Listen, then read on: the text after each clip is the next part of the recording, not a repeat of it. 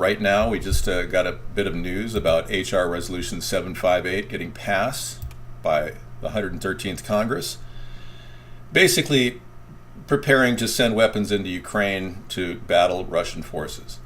Exactly what I predicted would happen out of this lame duck president who created the vacuum we know as Ukraine today. You know, when the EU announced they wanted to offer $34 billion in loan money to the Ukrainian government, and the people revolted in favor of that, we essentially saw the EU and NATO forces working collaterally to position themselves to break yet another former satellite nation of the Soviet Union away farther from Russia. The end result? Crimea falls to Russia. What did Obama do? Nothing. What is Congress doing? Seeding another war with Russia. The story goes on and on, all over the place. Every single time we see our country basically start a war, slowly through economic aid to a country, and then ultimately taking over that country or attempting to take over that country. The problem with this scenario, folks, is we are dangerously close to nuclear war with Russia. I don't think I'm the only one person who realizes that. Unfortunately, Obama and the two-party system can't seem to comprehend how close we are to pushing the nuclear time clock to the top of the hour. I wish I could help all of you understand that. I don't read copy, Mad Dog. I'm just simply talking during the show.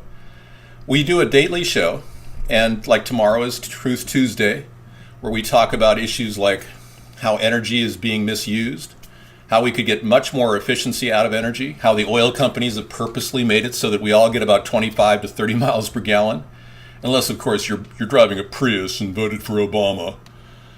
Either way, we are basically being duped. Energy efficiency has been a huge thing, so we'll talk about that tomorrow. But tonight is Conspiracy Monday, and when you look at the overall nature of people, you realize that they are inevitably going to conspire. And anyone who questions whether conspiracies go on or not, really, it's absurd. Of course conspiracies go on. Everyone knows that. Yeah, nothing has been said about this in the press, according to Top or Down, about the Ukrainian position. Well, thank you for bringing that article in. I appreciate it. Yeah, and we've seen a separation of wealth in this country and in the world that is on the pars of the greatest monarchy in history and the lowest serfdom. Now, you may argue that everyone's quality of life is a little bit better than it was 200 years ago. Well, 200 years ago, there was cleaner air to breathe, ironically. Sure, you didn't have a TV set in every house, a refrigerator, but you had cleaner soil, cleaner air. Today, we're being inundated with the downfall of industry and the Industrial Revolution. And now with the further exploitation of people, with the growth of computer technology, people are working in slave shops around the world, and our country's done nothing to stop that. In fact, we've encouraged it with the two-party system. They've seeded businesses around the globe, giving them tax credits for outsourcing, etc., etc. Has Obama done anything about that? No, nothing. So this entire process is being funded by very powerful people who can print money up out of thin air. So with this incredible power of printing money up out of thin air, they can do all kinds of things. They can create installations like this. Down in Cabo San Lucas, near there's another installation just like HARP. And HARP is the High Frequency Auroral Research Project, Active Auroral Research Project. And that is something that's being manipulated to control weather patterns. You see what money does? These rich people, whoever they are, seem to think they can control the climate conditions and therefore make more money on water. There's all kinds of nefarious and insidious plans going on under our feet, and we as Americans are led to believe everything's just doing fine. And Obama's, he's stepping up now. He hasn't done anything. He just follows the news. Name Your Price says, David, we are all slaves to bankers. The banking system is based on interest, just like our pensions and cars and health care. Starve the poor, feed the rich. Exactly. So when are we as Americans going to break this cycle?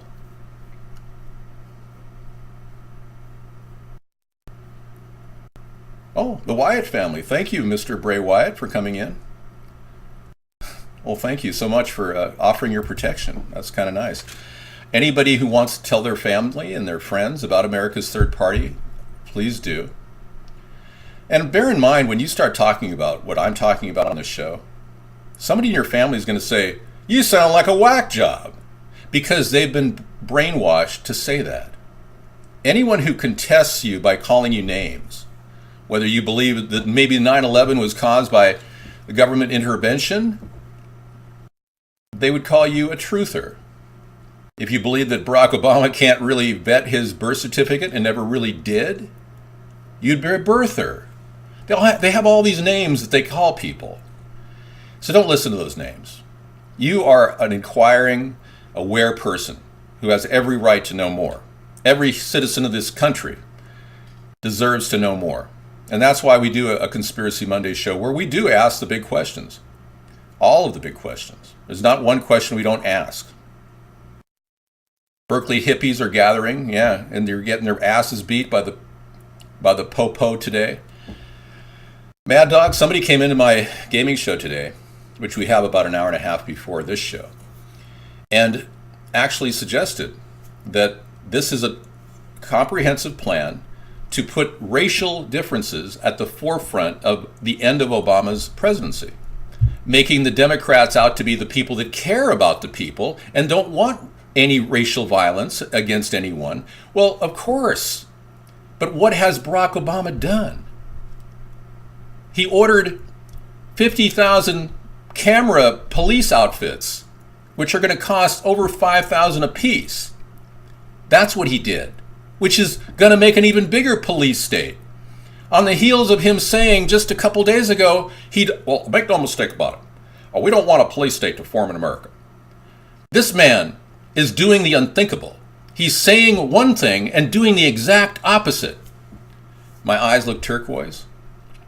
I don't want to get that see-through effect. That's interesting. David, how do we get America back on the gold standard? Mikey, I believe that we could actually put together a comprehensive, broad spectrum backing of multiple things, not just gold and silver and oil, hydrogen, liquid hydrogen, multiple things that would back a particular type of denomination. This is not a major shift. This is just a small tweak in our monetary system, and it could very well be the ticket to gain a certain sense of solvency back to a country that's put itself out there with such credit draws that it rivals all of the biggest countries that have fallen in the past, like the Soviet Union, who spent all their money on their military prior to their fall, which is exactly what's happening here. In fact, the Soviet Union basically lost 10% of its contribution to the world's GDP in 10 years. The only other country to do that would be us over the past 10 years. So we basically are on the same pathway of the Soviet Union. Well, that makes you wonder, maybe somebody's trying to break us up. Maybe somebody's trying to take our nation down. I do allow guests. Sorry, thank you for mentioning that. Guests on. Thank you. Forgot. Hey guests, sorry I kept you quiet in the dark recesses of the guest room. Hi, I know a lot of you haven't gotten accounts because you just want to come into our show and talk because you like americasthirdparty.com and you're talking, man. I have heard of the Northwoods document.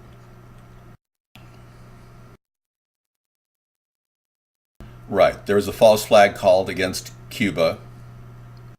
Yeah, the plan called for killing lots of Americans. Yep.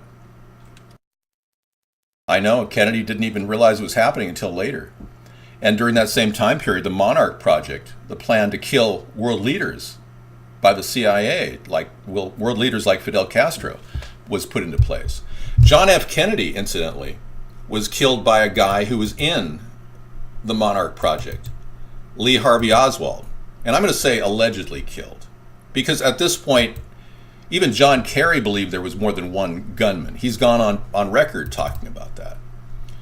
John F. Kennedy himself is a person of great reverence and historically perhaps the greatest president our nation has ever seen.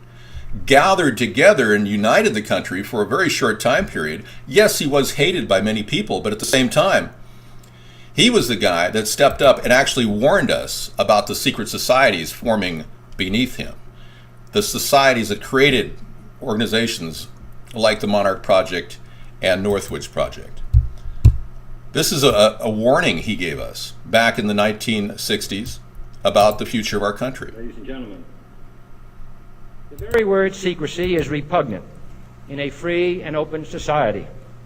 And we are, as a people, inherently and historically opposed to secret societies, to secret oaths, and to secret proceedings. We decided long ago that the dangers of excessive and unwarranted concealment of pertinent facts far outweighed the dangers which are cited to justify it. Even today, there is little value in opposing the threat of a closed society by imitating its arbitrary restrictions.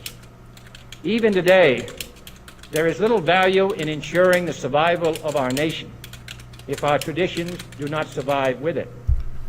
And there is very grave danger that an announced need for increased security will be seized upon by those anxious to expand its meaning to the very limits of official censorship and concealment. That I do not intend to permit. But unfortunately, he died, and now he can't stop it. Now, they got everything they wanted. They got an overbearing police state. They got the illusion of freedom and democracy. They've got everything that JFK warned us about, secret societies like the Bilderberg Group that meet in secrecy, world leaders controlling our destiny. They've got the Council on Foreign Relations, a dominating policy. It's already over the top what they've got. So how do we as Americans begin to disassemble this intricate apparatus of conspirators? Because they do exist.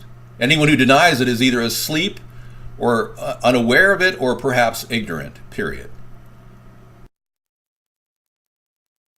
I watched you through the glass playing. Thank you, Brian.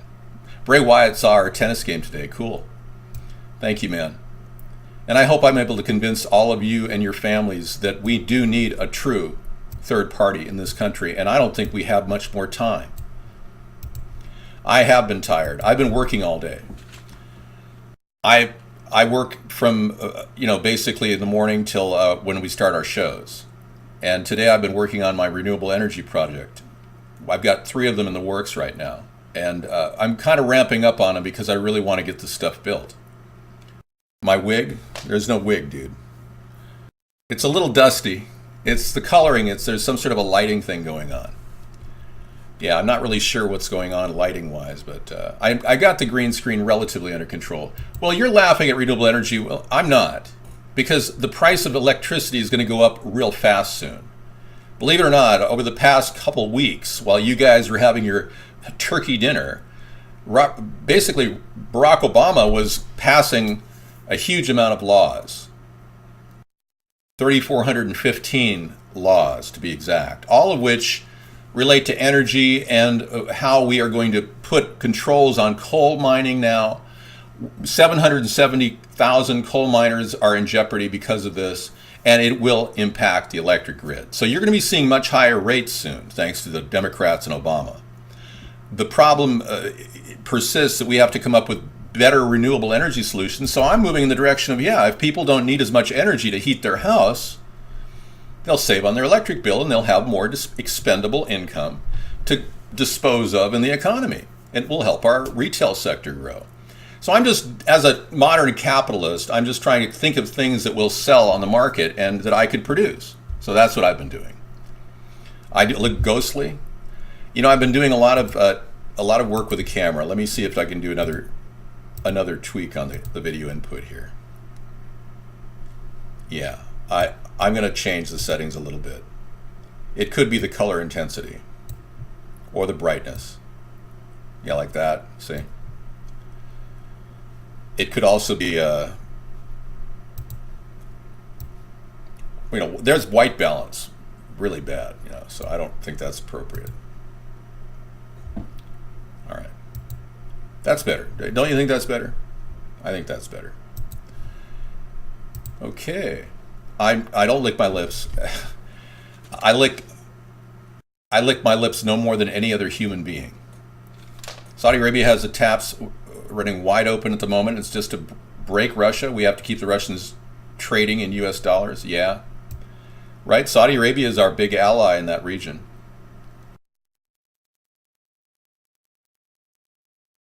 Tossing Dave's salad, you are absolutely worthless in this room. I'm going to ban you. Any type of demoralizing statement in our room that degrades Sarah or myself, I'm going to definitely ban. Yes, Obama is pushing Agenda 21. Definitely. Good point. And Agenda 21, in some minds, started out as a nice thing. Natural gas fracking is a conspiracy, really? Well, maybe among oil companies, sure. I did turn guest chat on. That's why you're speaking. Yeah. Are you always asking irrelevant questions in your daily life? Hey, Mom, can I open the refrigerator? Well, you open it all the time, son. Demoralizing comments, highly subjective. Well, not for me. I'm very objective about demoralizing comments. Let's get back to what Agenda 21 is. Social engineering project that was originally a brilliant concept of helping the world, right? Maybe dealing with the environmental crisis and helping the world, but it was bastardized by the very powers that I'm describing, Bilderberg Group, the secret organizations behind this, like the Rothschilds. These people are very, very powerful. The Rothschilds own 160 plus banks around the world. Seriously, including the Federal Reserve. They own us. They own our government, essentially. But if you don't believe that, then go ahead and believe whatever you want to believe. You see, there's essentially two governments going on right now. There's the United States of America, which you and I are all citizens, and we vote for senators and congressmen, etc. And there's the United States Corporation, which has the headings of, like, California would be CA, would be the department in that corporation. Washington would be WA. Maine would be ME. Arizona would be AR. They're all departments within the corporation of the United States itself. And Black's Legal Dictionary sees those two entities as separate. I want you to know that. We have been led to believe our nation is even... Hello there, Adele. How are you? Hi. We've been led to believe that our nation has completely declared its sovereignty and emancipated from England. But do you realize that the only document in world history, in our history, that even stipulates that is the Paris Treaty of 1783? Ah, you saw me in the game? Cool, Bray. Yeah, that's cool. Yeah, we have a lot of fun in the game. Sarah and I have been playing. She has a weekend show where she plays a game online. It's been enjoyable because we want to relate to how you guys are enjoying yourselves in real life. The virtual reality, I think, is the best byproduct of the technological age we're living in. Right. We never did emancipate beyond the Paris Treaty of 1783. So we've never really separated from England. And in the Paris Treaty, by the way, it says that the King of England controls all of its satellite nations, essentially, like the United States and Canada, as long as there's debt owed to England. Well, turns out there is debt still owed to England from the 1700s. How do I know that? Well, I don't. I really don't, because the only people that know it are the Federal Reserve. They're the ones that keep tabs on our debt. And they're not even an organization of the government. They're a private organization. As Ron Paul so eloquently put in his book, End the Fed, they are a group of private bankers that gather together and control our destiny. So we're technically still in debt to England. I'm not wearing lipstick. It's the color. I think I need to change the color again. I'm either wearing lipstick or they're saying I'm looking gaunt, one or the other. I know. Esquire means attorneys of English law. That's correct, Brenry. You've done your reading. And you know something, in the old days, before the Civil War, I think executive orders, by the way, 909, are dangerous, especially so many that Obama has passed, with little or no oversight by the people of this country. So yeah, they're really messed up. A lot of you are going, what the hell's going on? I can hear you. Even though I can't hear you, really, I can imagine what you're saying. It's like, what the hell's going on? Not again. And your common phrase in your family is, I can't believe this freak of a president. I will indict Hillary and Obama and everyone who's involved in not vetting Obama. like Harry Reid and Nancy Pelosi. These people will be looked at by the Justice Department when I become president. You've got to understand, Obama doesn't even have legitimate paperwork to validate that he is a U.S. citizen. It's called a bad green screen effect. That's the new lipstick. You know, I do technically agree with Obama suggesting police wear cameras, but not all over the place. They've got cameras on top of their stun guns. They've got cameras all everywhere. I mean, the suits that they're trying to order are going to cost over $5,000 per policeman, which is a way too wasteful. It's way too wasteful.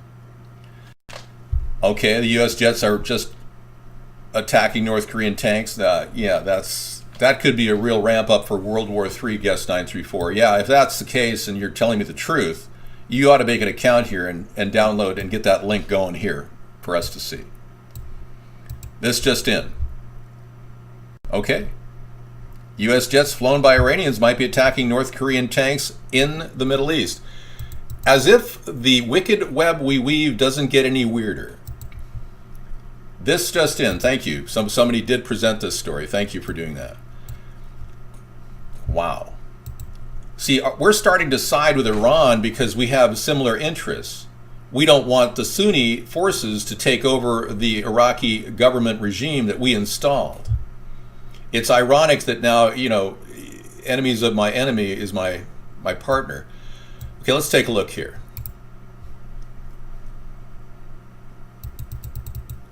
If you guessed that the best place to see U.S. fighter jets slugging it out against North Korean tanks would be somewhere near the DMZ, you wouldn't be crazy. After all, it's where the U.S. 7th Air Force, among others, and about 90 jillion North Korean tanks are facing off, armed to the hilt, ready to unleash death and destruction. But your guess might be off 4,500 miles. It turns out you'd probably see U.S. jets taking out North Korean tanks in the Middle East long before you'll see it happen anywhere near the DMZ. Yes, last week, 2 developments occurred that could cause that kind of rupture in the WTF continuum in American world politics and the global world theater. On December 3rd, Vice News reported that a U.S.-made F-4 Phantom aircraft flown presumably by Iranian pilots was spotted striking Islamic State targets in Iraq. The jets were in little green men mode. They had no identifying national markings on the aircraft, just like the Russian soldiers who participated in the Great Crimean Heist earlier this spring, except at a much higher altitude. Great story. Thanks for bringing it in. All right, you guys saw the link. You can look at it at your own leisure. Of course, there are many black people in Whidbey Island. I was caught in the return lane at Walmart the other day. In case somebody met me and saw me, I'm happy to say that I was standing there for 20 minutes, and I got a chance to meet some non-U.S. citizens who were standing in front of me from, I believe, Mexico, because they were speaking Spanish. I was also unaware that there were so many African Americans in our town because they seemed to be everywhere, and I thought that was great. I'm really glad because I welcome integration. I want to hang with people of all colors. Ho, ho, ho, ho, ho, ho. Are you getting ready for the big holidays, dressing your tree? I assume it's a holiday tradition to dress your tree early, right? Okay, let's talk about immigration and how it's weakening our border. That's a conspiracy. Immigration now is pushing deeper and deeper into our nation's services. You want a pink pre-lit tree? A lot of people are going for those LEDs. They're really the way to go. I mean, you run a couple batteries will last you the entire. So we have an immigration problem that is spiraling out of control because of Barack Obama. And with the recent allowance of 5 million people to get work visas in his recent speech, it very likely could turn into a disastrous situation at the border for the Border Patrol. I'm not sure why anyone would do what the Democrats and Obama did, other than to say, oh yeah, we've got plenty here, come on in. Well, that's because you believe that everything we've got in America is actually happening. The real economy is collapsing from underneath. You're seeing an implosion in the retail sector. There are companies like Sears and JCPenney's now going under. We've already seen Chrysler fall to foreign control by the fiat. who, by the way, is the CEO of Bilderberg Group. The CEO literally is the creator of the Bilderberg Group, the CEO of Fiat. So that whole thing happened. We've lost most of Chrysler, or all of Chrysler, and most of General Motors. Even with a bailout of $55 billion, General Motors is now mostly owned by Shanghai GM. So we've systematically seen our country parsed off to other countries, farmed away, and everyone's still going, yeah, everything's great. Not. You know, believe me, I fight back all the time. My presence here every night would be interpreted as an unbelievable will to continue doing what we're doing. And when you say I should fight back, you realize I am extremely dangerous. And if I use my hands, they could be lethal weapons. You realize that. So I prefer nonviolence. So don't think for a second I'm not fighting back. I want you to know that just because there are people in here trolling doesn't mean I'm weak. Don't confuse kindness for weakness. Just because I am a nice person doesn't mean I'm weak in any capacity. Your judgment is way off. In fact, you don't want to walk up to a really nice guy because he could flip on you. And that's not pleasant. It's happened in my family before. My dad was a really nice guy. But when people got in his face, watch out. He taught me nonviolence because he ended up killing over 100 men in the Marianas, in the Philippines, when he served 3 tours of duty as a Marine Corps officer. As a sharpshooter, he was designed to target the enemy, and that's what he did. And he's more than capable of doing it. So when he saw his son growing up, he didn't want him to become overly violent and spend the rest of his life in jail. And I urge all of you to not seek violence. It'll only lead you down a very dark road. I'm not kidding you, man. I'm giving you good advice. I've broken up more fights than I can even count, simply by being forceful and free of any fear. But sometimes it takes that kind of a person to break up a fight. War may or not be unprovoked. I don't know. You know, my dad and I had a difference of opinion on what caused World War II. He believed that we were truly attacked. I said that FDR knew about the attack in advance. The Shiloh News-Times in Hawaii actually had an article 1 week before the attack at Pearl Harbor that warned of the striking forces coming a week from there. Yeah, I could probably pull it up on the net if I pulled up a page here. Let me see. Okay, let's get back to the room. I want to talk to you in chat. David, do you urge all kids to take a beating? No, I urge all kids to stand up to violence by reporting it. And I will definitely be putting together a 3-step plan for all children in this country at the federal level, connected to federal funding, that will require states to oblige with a 3-step plan to get kids into juvie if they are indeed bullies. If they commit 3 acts of violence against kids that's noted by a professional at the school, it's logged in. On the 3rd one, they are pulled out of their house and sent to juvenile hall, where they will learn sensitivity training. All right. I'm going to protect the people who have been beaten up in this world. I'm not going to sit around and just, oh, well, yes, I'm concerned. No, I'm going to move hard on those people who are bullies and make sure that they know that they will suffer if they try to use force against an innocent person in their class. I'm 6'4", yeah. I could stand back in the harp area, but I might get electrocuted, so I'm not going to go back there. All right. So, well, she's 5'11", I'm 6'4". Do you know that within 100 miles of the borders, the Constitution does not exist anymore? Okay. I'm sure that's one of the many executive orders that was passed recently. Dave, the libertarian advocates government bureaucracy? I don't see how libertarians advocate government bureaucracy. They want to get rid of all government. All right. You know, I don't want to fight Putin. You got the wrong attitude. A lot of you have been led down the belief that we have enemies with Russia. This all started with Barack Obama. We were actually working together with Russia collaterally under Bush. We've seen a complete collapse of our foreign policy. When Barack Obama called Vladimir Putin a jackass, he pushed us deep into a very, very deep, colder war with Russia. I can repair that. I'm very confident I can bring us back to a peace table with Russia. Because we have common enemies. The people that are starting wars around the world are the people who are actually funding terrorists. Ironically, our country just sent $500 million to terrorists in Syria, rebel troops, and nobody in America even blinked an eye. Thank you, sausage. I hope I do too. I'll need all the votes I can get to beat these two parties, man. They are so entrenched. It's unbelievable.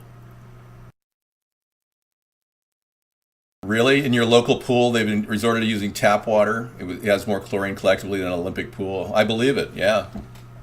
Tap water itself will probably be adequate chlorination for your swimming pools soon. Well, the thing is, Putin has had an ironclad control over that country, and I believe that he could easily make some of the moves that Boris Yeltsin made toward the end of his life, because obviously he doesn't want to relinquish power. Boris Yeltsin made some very interesting moves that actually led to Vladimir Putin's arrival in the scene. But opening up a level of democratic action within their government and their political structure would really, really enhance their long-term stability as a nation. All right, good. We aren't a democracy, folks. If you think America's a democracy, you're off base. When we only have two parties, we couldn't possibly have a democracy. And when we have an organization that's seemingly out of control, and I'm referring to an organization which has perhaps hidden in the trenches without us knowing what they're doing, and that organization is the CIA. They have so many plans in the works right now that are completely convoluted that you'd have to look at it as a basket full of lies, deceit, and cover-ups. Democrats will not always win. It's exactly that sense of almost entitlement that you people have that will take you down. You know, the greatest sin, one of the greatest sins of the seven sins is pride, hubris. And you people suffer from a heavy dose of hubris. And you won't listen to anybody. You don't even understand that our country is all about freedom of speech. You want to suppress freedom of speech within your own ranks. But you, the Democrats, are literally locking and walking in step with the Central Intelligence Agency. You're doing whatever they tell you to do. And you're bobbing your heads whenever Obama speaks because he's a good mouthpiece, a puppet for their regime. He was essentially probably commissioned to be President of the United States as a CIA operative. There's evidence that he may have joined the CIA in 1978. Okay, I'll do that. Well, I've got bigger balls than they'll ever imagine. If the Dems hate me for doing blackface, they should look at freedom of speech because it's inherent in our formation of our nation that all of us should be able to speak out and question their president. They stole my signs. 90% of my signs were stolen in the primary. One of the reasons why I ran was to fish them out and show people what they really are. The scumbags and sneaky snakes and greed mongers the Democrats have become. Oh, they're fine if they're in their Prius and driving along with their double pension checks, and everyone's wearing nice new tennis shoes. They're fine, except when they get to the gas station on a long trip and they get carjacked. And they wonder why the violence of America is creeping in on these people. Oh, honey, there's a stop. Let's just pull into this nice little gas station. Pretty soon somebody gets out, man, we got a couple of real marks, and they'll take you down. So your sneaky snake mentality has created a whole backdraft of anger and resentment at the democratic policies that you put forth, giving illegals all this benefits and turning citizens into paupers who have to penny pinch at the market. Or the ultimate problem for a person who's, on the edge is, do they take food stamps? There's a lot of people still in this country, me included, they're too proud to take food stamps. So I'll actually go to the store with $10 and make the most of it, whereas I'm seeing illegal aliens spend $80, $100, $150 and rolling out with baskets and huge bellies. How do you plan to pay for personal detail, Dave? Nate, I don't need it. I don't need personal detail. Yeah. I'm not even a blip in the astral universe of politics. They don't see me as a threat. Yeah. Green hair, yeah. It was yellow before I set the green screen up. Let me see if I can bring it back. Yeah, they're not concerned about me, man.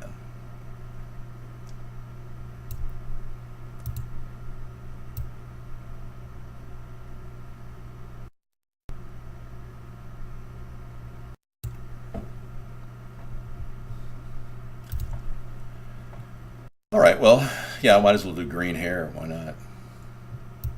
Well, they care enough to take my signs. I'm not even a blip in the universe.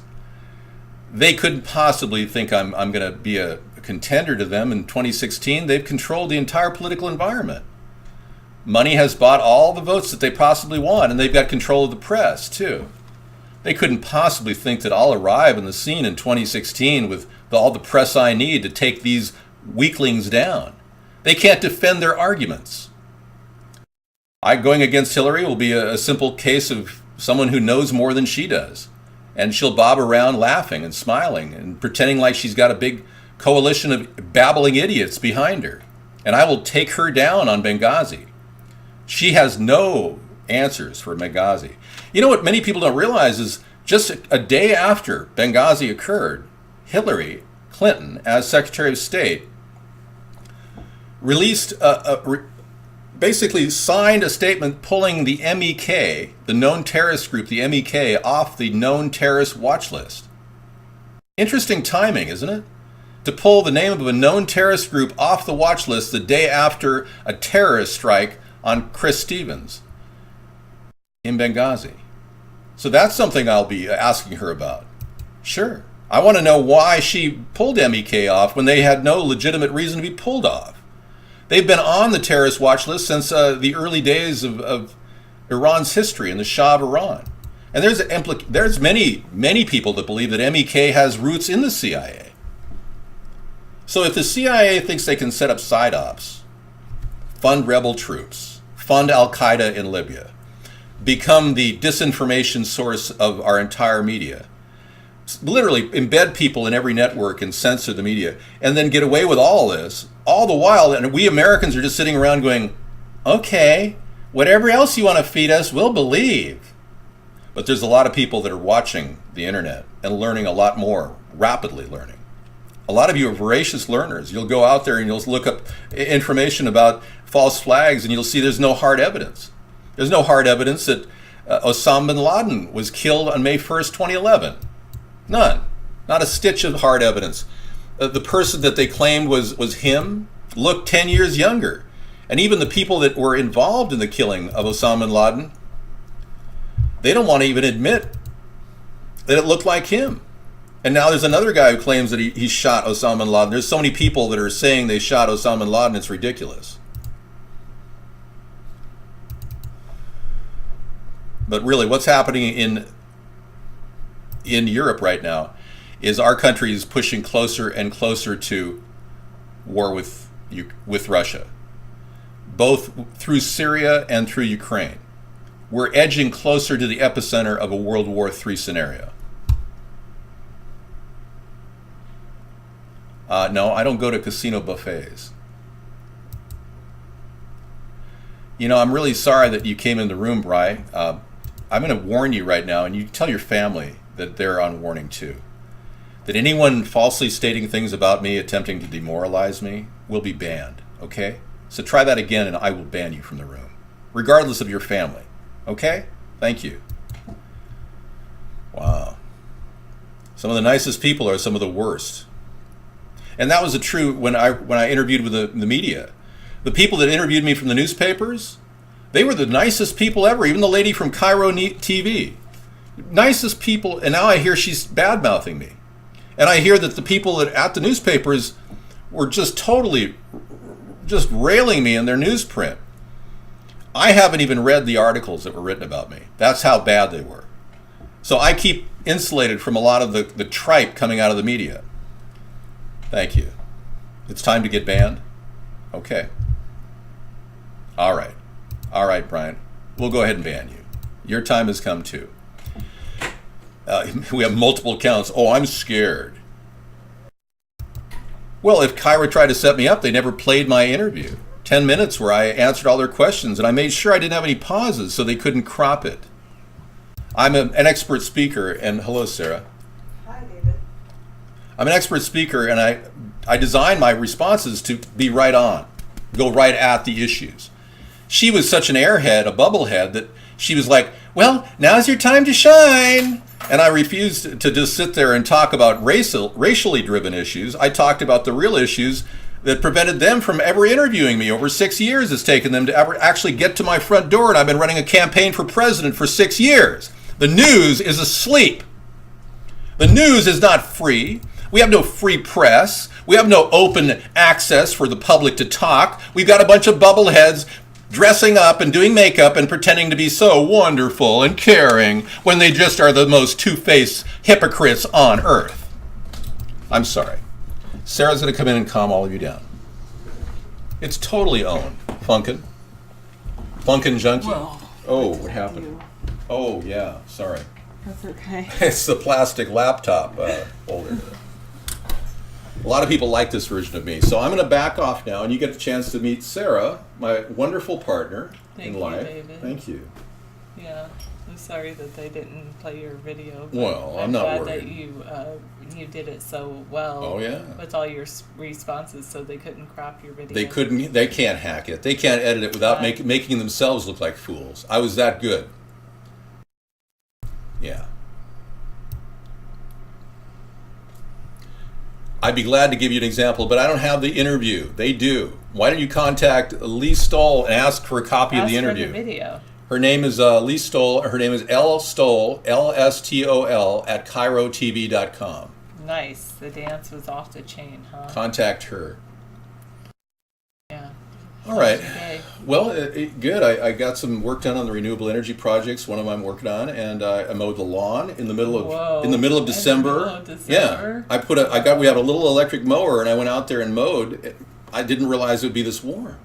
Oh. We're getting so warm Okay. here. You know, we had chemtrails in our area 5 days ago, and it's just brought this tremendous band of warmth up here and moisture. Well, it was really cold last week. It This was, time last yeah. week it was cold. You dislike our current banner? Okay, well, we'll try to make something better for you. Which one? Which banner would you like? Which banner? Are you talking about the one down here or the one up there? Wow, that blue. Down or up? Hold that blue up. I want to see that blue because there is something very. I feel like that. Yeah, I'm doing a test on the camera, That's and there's something quite bright. wrong. Well, no, I leave the blue on because I really love it, but there's something quite wrong with the camera itself, and I'm trying to get the right tone. So that blue is a good one to go against. Let me go in and check it. Hi, Shrek. Shrek's here. You like a cleanly mowed lawn? David does a great job of making a Yeah, cleanly mowed lawn. I could play golf on my lawn. It's so cool. Hi, Nate. Okay. Camera, bringing up the camera. Hang on. Can you move that Yeah. out of the chat room, one or the other? Well, I like David's face in the banner. That's why I think it's good. Especially when I'm on the show by myself, then you can see David. I'm turning into Katy Perry without blue eyeliner or eyeshadow. Okay. I do have blue eyeshadow. Yeah, the color was up too high. Okay, now I'm going to try this. There we go. That's better. Everyone was saying, why is your hair green? Okay, that's better. You're gonna hear me roar. Da, da, da. Alright, one thing you wished for Christmas, a video of us both waltzing to a Christmas song. This is as close as you get. Waltzing away. That's it. I was thinking of a Christmas album, actually. You mean teeth implants, dental implants, or I was thinking of a Christmas album, actually. Maybe an LP. Can you make LPs anymore? Is it possible to burn an LP? Does anyone produce LPs? That's what I want to know. I'd like to release the first LP again in the 21st century. You can't burn you can make LPs? You can, really? I should contact a company to do that. You want to make an LP? Well, I think we'll make a CD too, but just do all these wonderful Christmas songs. It should only be on an LP. Only on an LP. So people have to get an LP player. Most modern music gets a limited release of vinyl still. Really? Rob says. No The new kidding. Pink Floyd album is like $40 for an LP. Whoa, really? I heard this One Direction is going to be playing in Seattle, and I heard you would not believe the price for a ticket at the front row. No kidding. $5,000. $6,600. $6,600. It couldn't be as much as, well, it's a little bit more than the cost of every huge camera unit that Barack Obama is ordering for every police officer that is going to carry these cameras. I mean, he's spending $5,000 per police officer when we could easily have a camera on every one of the police officers, a head cam for under $500. And there's all these companies that are trying to get in on the contract now. And we are seeing a police state form now in America on the heels of Barack Obama saying, oh, we don't want to make a police state. No, I did not buy a One Direction ticket. I just was listening to the radio, and the DJ on the radio said they were researching the price for One Direction tickets, and it was that. I don't like One Direction. They have good music, but I'm not like watching their videos or anything. No. Thanks, Ronnie. Okay, now we're going to go to eyeshadow. the Fukushima reaction that occurred. Fukushima, by the way, there is a conspiracy around it. Many people don't know that this reactor is in really bad shape. That's one layer of the conspiracy.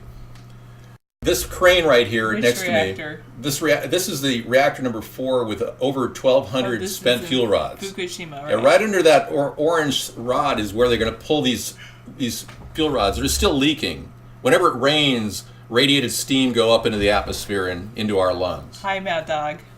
So there's a cover-up about the whole case of Fukushima. Obama hasn't mentioned it once since the original time when it happened.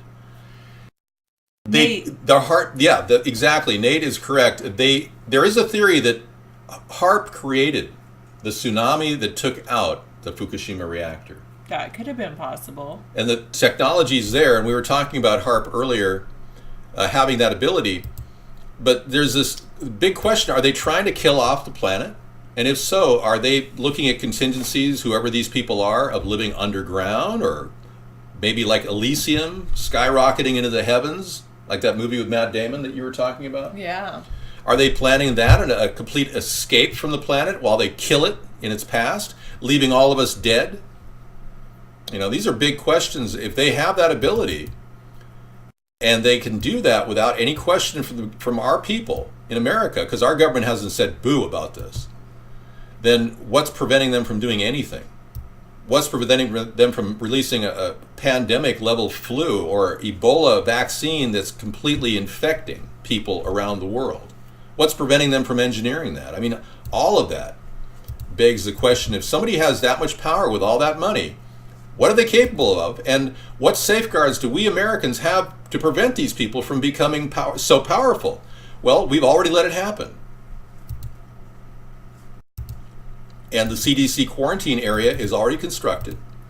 If you guys need to know where you have to go when the pandemic hits, these are some of your central areas to go to your CDC quarantine section. There are, of course, over 800 FEMA camps that will take you in as well.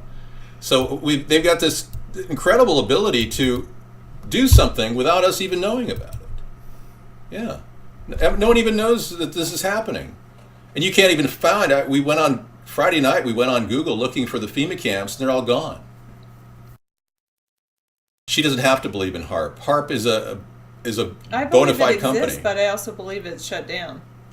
Yeah, but why would they shut down that? Logically, why would they shut down something they spent billions of dollars on?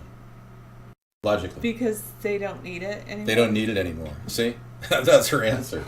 Okay. If you want to believe that, that's fine. I'm not pissed. I've accepted that people are at various levels of concern and awareness. I'm not saying she's not aware, but she may be unaware that there are other HARP grids down in Cabo San Lucas. Outside of Cabo San Lucas is another HARP grid. There's some very bad weather coming toward Brazil right now. Major problems toward Brazil. Brazil happens to be the one nation in the IMF that doesn't like the IMF.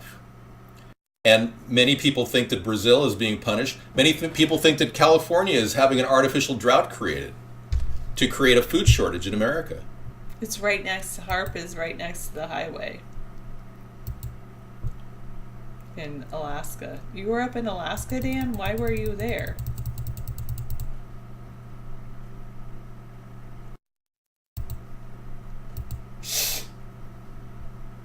Go away, 8825. I can think for myself, thank you. Oh, really? You were raised up in Alaska? The great state of Alaska? It's pretty interesting, but I don't like the cold. I get really, really cold. Like, my hands get cold, my feet get cold. My hands are cold right now. Oh my gosh, yes they are. And it's only like, it's not that cold out. It's pretty mild. But I have that, I think I have that Raynaud's syndrome? Raynaud's syndrome, where my hands just get really cold all the time. Yeah. Okay, welcome to the Voter Revolt. This segment of our show, at the top of the hour, I'm starting that now. America's Third Party is a work in progress, and we believe that a voter revolt just happened in the 2014 election when people voted Republican, when people thought many of them were going to stay voting for Obama. They changed color, and they probably would have voted for an independent had they had the opportunity. My hands would probably be cold even if I did have the heat up. I'm Norwegian. I don't require temperatures above 60 degrees to be comfortable. I'm not holding that against Sarah. She has a warm zone heated room, and I will be cranking the zone heater tonight for a couple hours because we had a really warm climate today, like 55, 56 degrees here in the Northwest. So I could have won it had I did run. David did run. Are you saying that there's less development where you are right now on the coast of Oregon than there was in Alaska? Okay, anyone proposing a nuclear attack in Philly? They were stocking up on FEMA supplies at the Camp 3, and that's right in the same spot. Something going to happen there, Dave. Philly is on the target list according to Jerk of Fan. Interesting. Well, I could, but I don't play copyrighted music on our show because if I did, our YouTube show would not be broadcast and the recording would be unavailable to view. So I can't play any smooth 70s or 80s or 90s music on our show. Even a snippet of that forces the video to be blocked internationally as well as nationally on copyright issues. Even though we're not violating any copyright issues, playing it under 24 seconds, it's just one of those things. So we can't really do that. But I can play music of my own. We've got music we've developed that's copyright free. I'm a moderate. I'm not here to fight the system in a big way. I'm doing it through a non-violent. I'm basically an active pacifist, if you could understand what I'm talking about. Here's a little music that I worked on. We've got rights to other musicians, but I can't play them. Otherwise, Google automatically calls it a copyright infringement, even though we've got the rights to it. But I mean, I worked on this. Yeah. How about that? Hang on.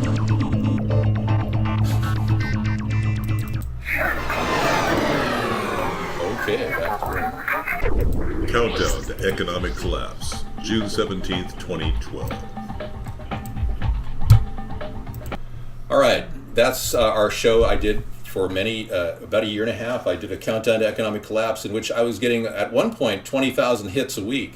Yeah, because we put in San Francisco as a tag. No, it was right around the Penguin update when Google shut down all the hit counters for a lot of people. And we stopped the show as soon as I found out my hits were dropping to about 20 a week, right after their NSA-involved control over the hit counters at Google. Many people were taken from having over 50,000 subscribers to being not even known and not receiving any AdSense revenue. Seriously. Well, that's why they did it, because they were getting tired of paying out all this AdSense revenue. Sure. Give Google another break. They need it. After all, they're so wonderful. Yeah. You know, the NSA owns Google, and they own the Facebook, and basically Mark Zuckerberg is a completely bought-off person. Simply ask yourself the question, what has Facebook produced recently in terms of product? Nothing. Absolutely nothing. But for some reason, Mark Zuckerberg received $33 billion in 6 years. And you can't tell me the ad revenue would even add up to $33 billion. Worthless narcissist. That's what it's produced. Yeah, Facebook produced worthless narcissists, including their staff. Feces book, right. It's another product of the government, basically giving them the back door, the NSA, the back door into all the social networks that they use to track us. And they've even admitted that they tracked us. This past year has been a real reveal for a lot of people, all the while Barack Obama denying that it was happening, even to Angela Merkel, who said that her cell phone was being listened to by the CIA. The whole thing is a complete sham. He has lied about everything, and they've been managing to do all of this lying under the guise of a black president, because no one can question him, otherwise they're racist, right? So we have been led down the primrose pathway to absolute abject stupidity. And our country is now in the throes of their hands, their control. The monetary elitists control this country. I'm going to get some coffee. Sarah can talk to you up close and personal, and I'll be back shortly. Thank you. There's definitely a lot of investment that the government has done into all of these social networking sites because the government does want to have a hand in the internet and the inner workings of the internet as well. Hi, Ronnie.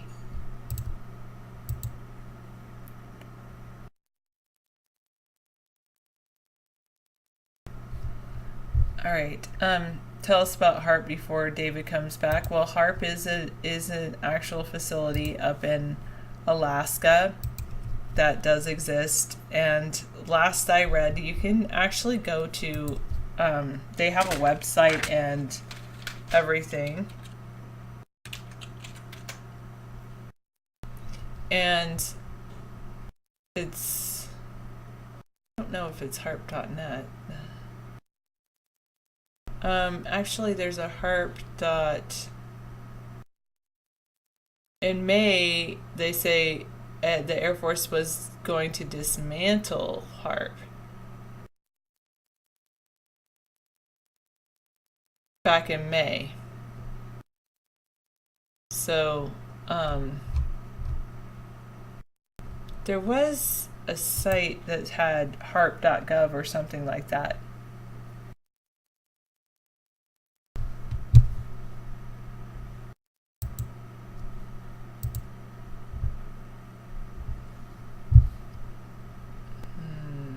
Let me just see if I can find it.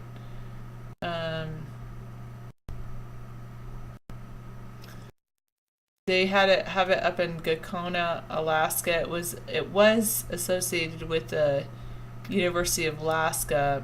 Here it was harp.alaska/edu. Yeah, and it's a huge antenna field, I would say. Not just big, but really big. Really big. Yeah, mostly funded by the Navy. And also with some help from the University of Alaska.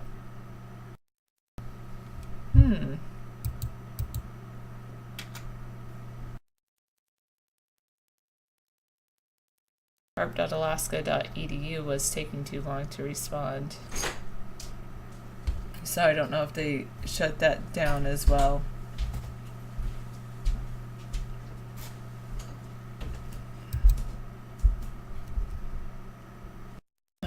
They say, let's see. Its prime contractor was BAE Systems Advanced Technologies. And I mean, I definitely believe that HARP can create issues. I wonder if this will open.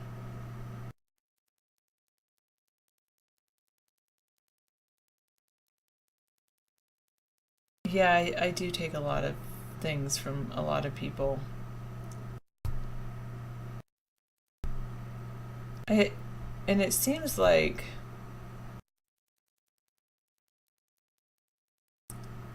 the Air Force prepared to dismantle HARP, and then they were shutting it down in 2014.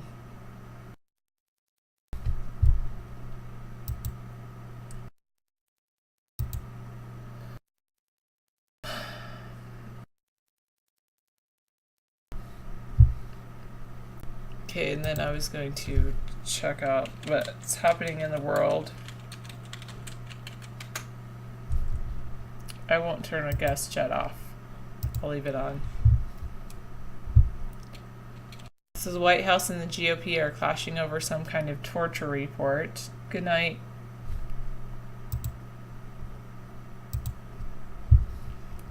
Whoever's going to bed. The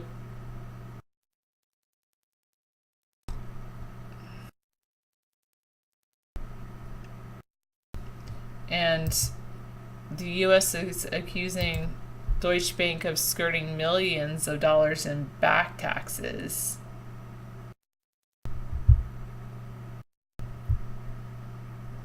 Say Arizona cop punched a 13-year-old.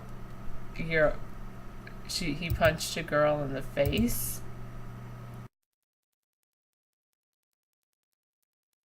Whoa. Yes, I'm reading news stories.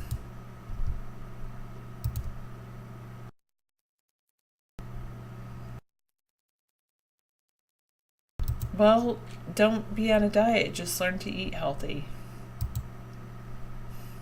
Eat as many carrots as you want. I mean, I think with dieting, it's the big issue with intake and wanting to be on a diet is eat less calories, exercise more. That's what they say. And then if that doesn't work, you need to probably see someone.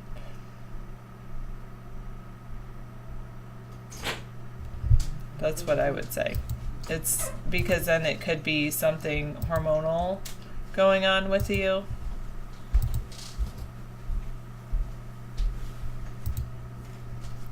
Okay. So a plane crashed into a Maryland home, killing the family and 3 on board. I wonder if it killed the family on the ground as well.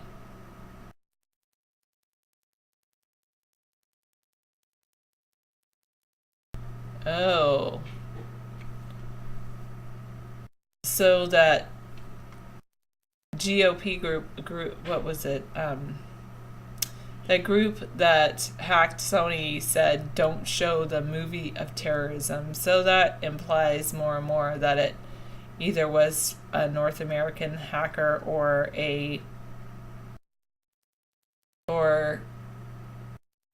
someone sympathetic to the North Americans.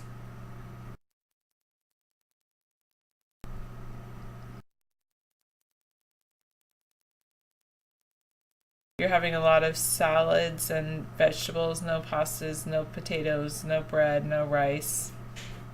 Brown rice is good for you. Thanks. I planned it that way so my eyeshadow can match my sweater.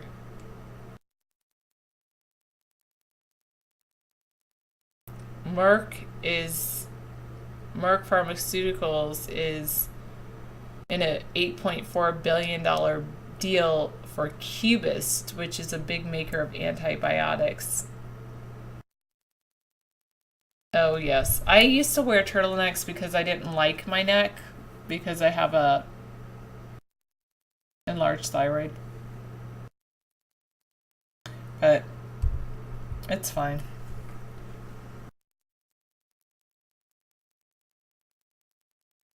Let's go skiing together. I'm not a big skier, but I don't think I've ever been skiing. Oil falls to a 5-year low. They say companies start to retrench. Oil giants began to scale back their drilling ambitions. Wow.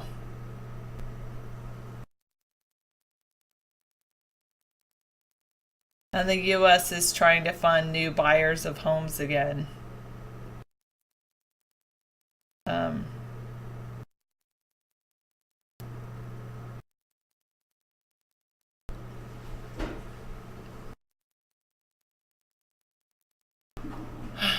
In the world, they say Russia's not to bow to U.S. pressure.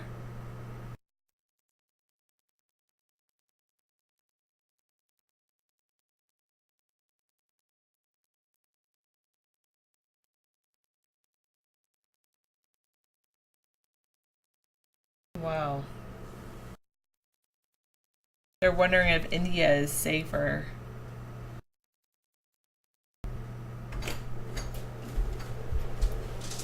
So The UN is seeking $16.4 billion to address the 2015 crisis. Struggling to cope with a record number of victims of conflict, they appealed Monday to finance humanitarian assistance programs.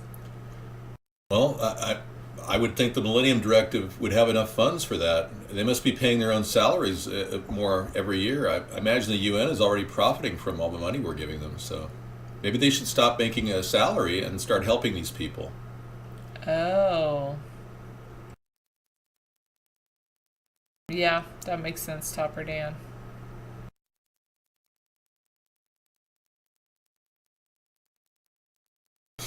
God. Okay. Yeah. So I was thinking earlier, and a couple people have been discussing this in our show tonight. Possibility that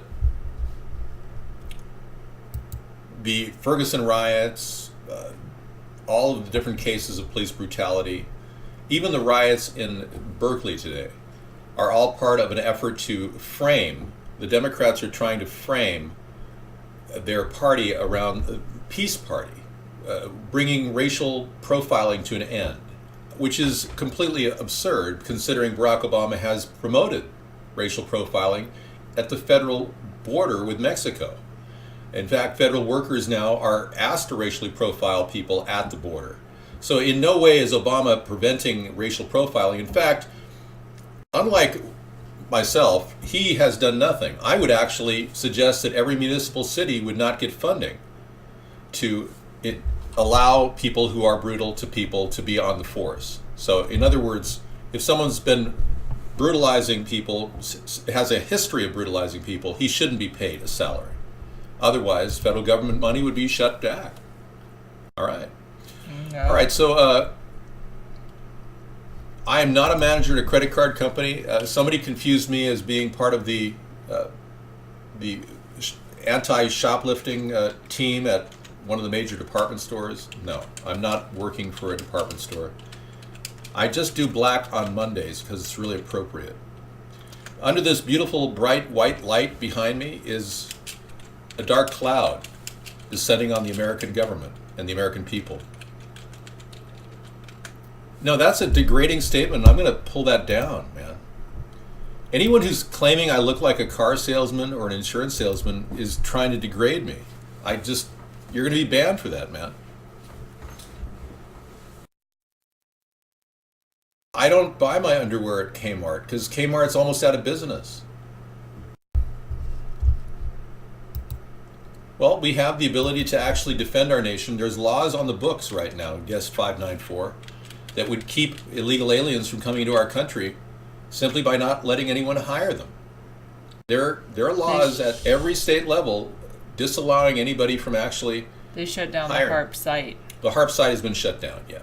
HARP.alaska.edu is totally shut down. Yeah. Doesn't exist anymore. Yeah, HARP went dark 25 years ago. I tried to Actually, explain no, that to HARP you. went dark not 25 years ago. HARP went dark last summer. Yeah, it's more than that. They Maybe haven't what? had, no, I'm just telling you, when I said it went dark, I mean, they haven't had anybody interview anyone at HARP for over 25 years. Well, That's what I'm saying. that they actually shut it down and disclosed that in news last summer. The government is getting ready to black us out. Right. The news blackout government censorship catastrophic event is coming. Jerkafan has a story that he'd like to present from the Natural News, which I think is a great site. I think it's one of the best out there. I like the Natural News.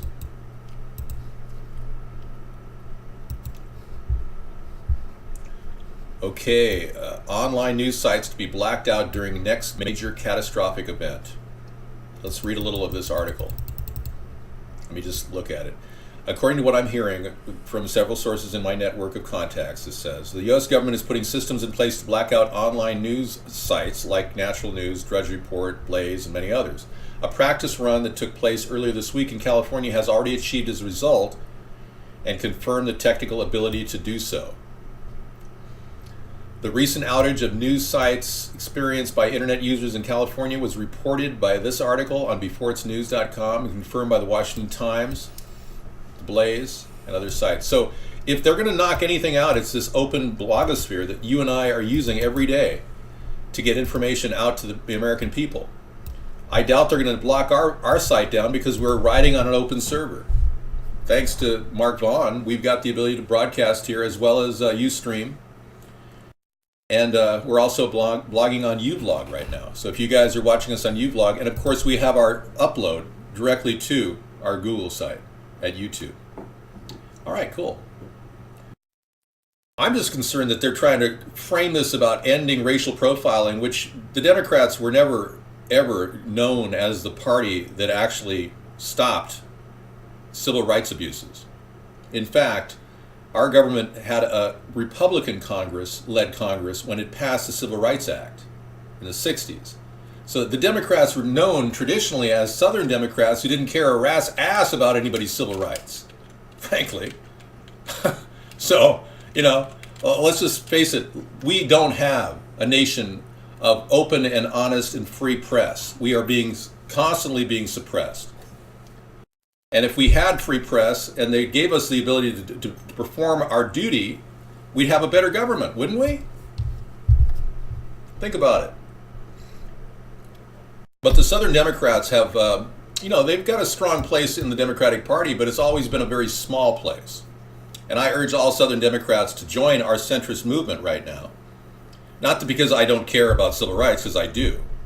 I want what is called equal rights. I want to make sure that you don't frame the Civil Rights Act around just black people. We want to make sure that it's framed around all people. That there's no reason why I would, or anyone who's Caucasian, would be limited from getting an education because of affirmative action. So we stand for the rights of all people, but at the same time, we want to be treated equally. Not as white people who don't get scholarship funds.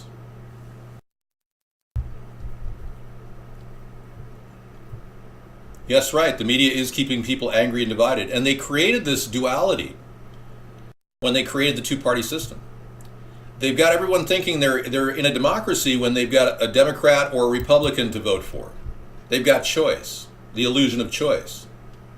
Thanks, mathematical man. It's all connected. Everything that we're seeing in our lives is part of the programming that we've endured in the public school system.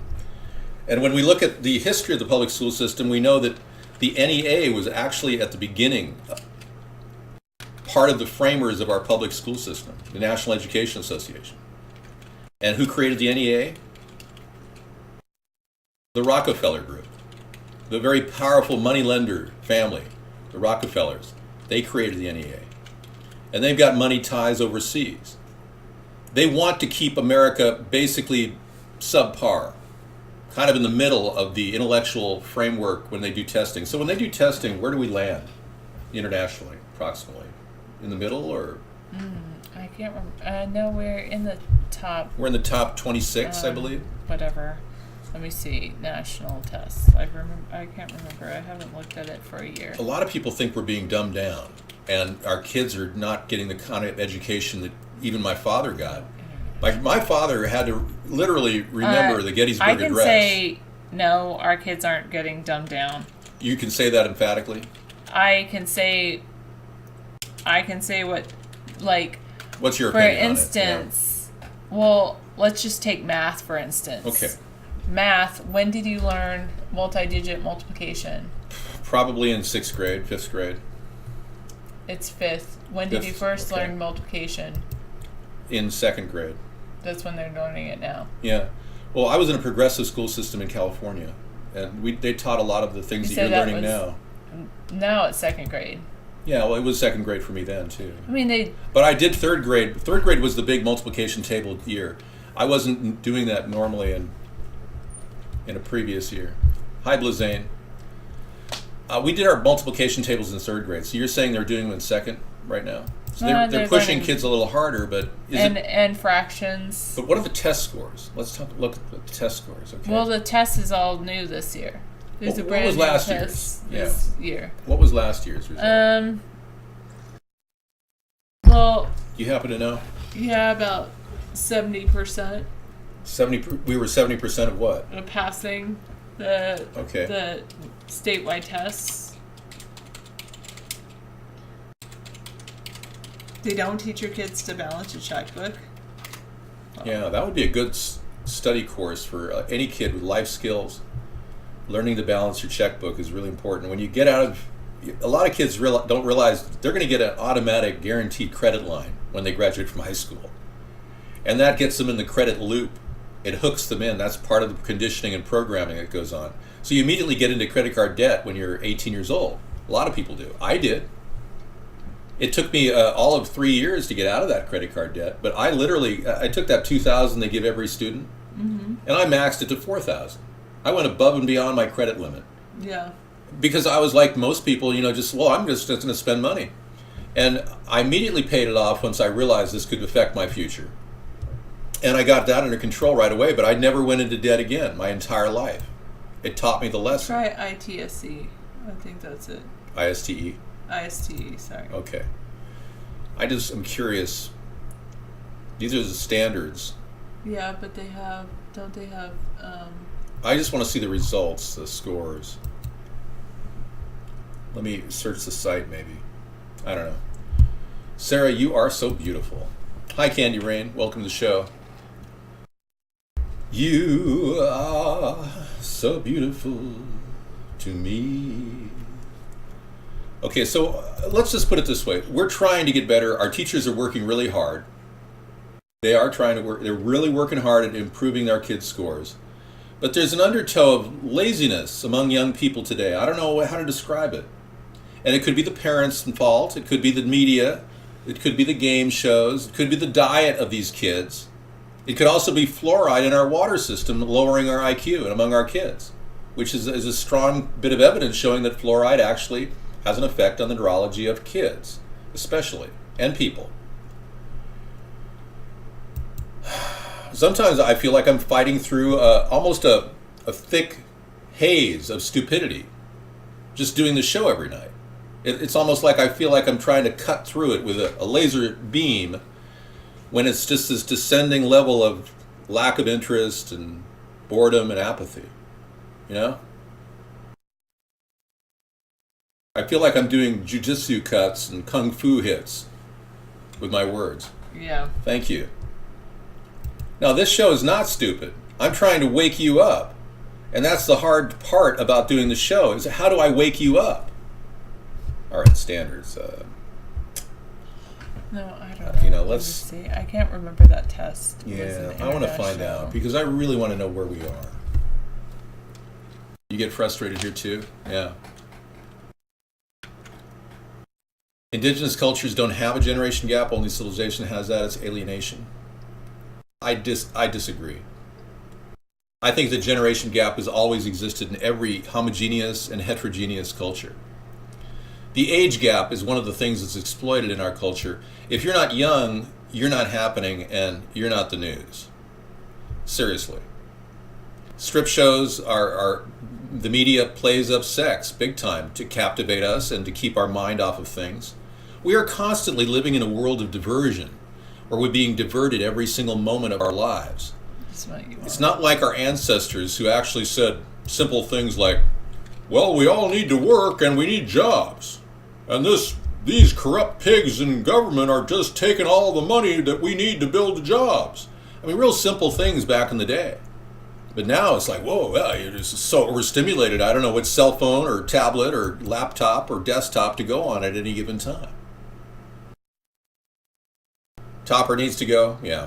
Topper, you're not well liked here because a lot of people here are not as obviously leftist as you are. Now, I'm a social liberal, but I'm also a fiscal conservative, and we have a lot of people we're toeing the line for who are fiscal conservatives here. That's why you're not being received very well, Topper.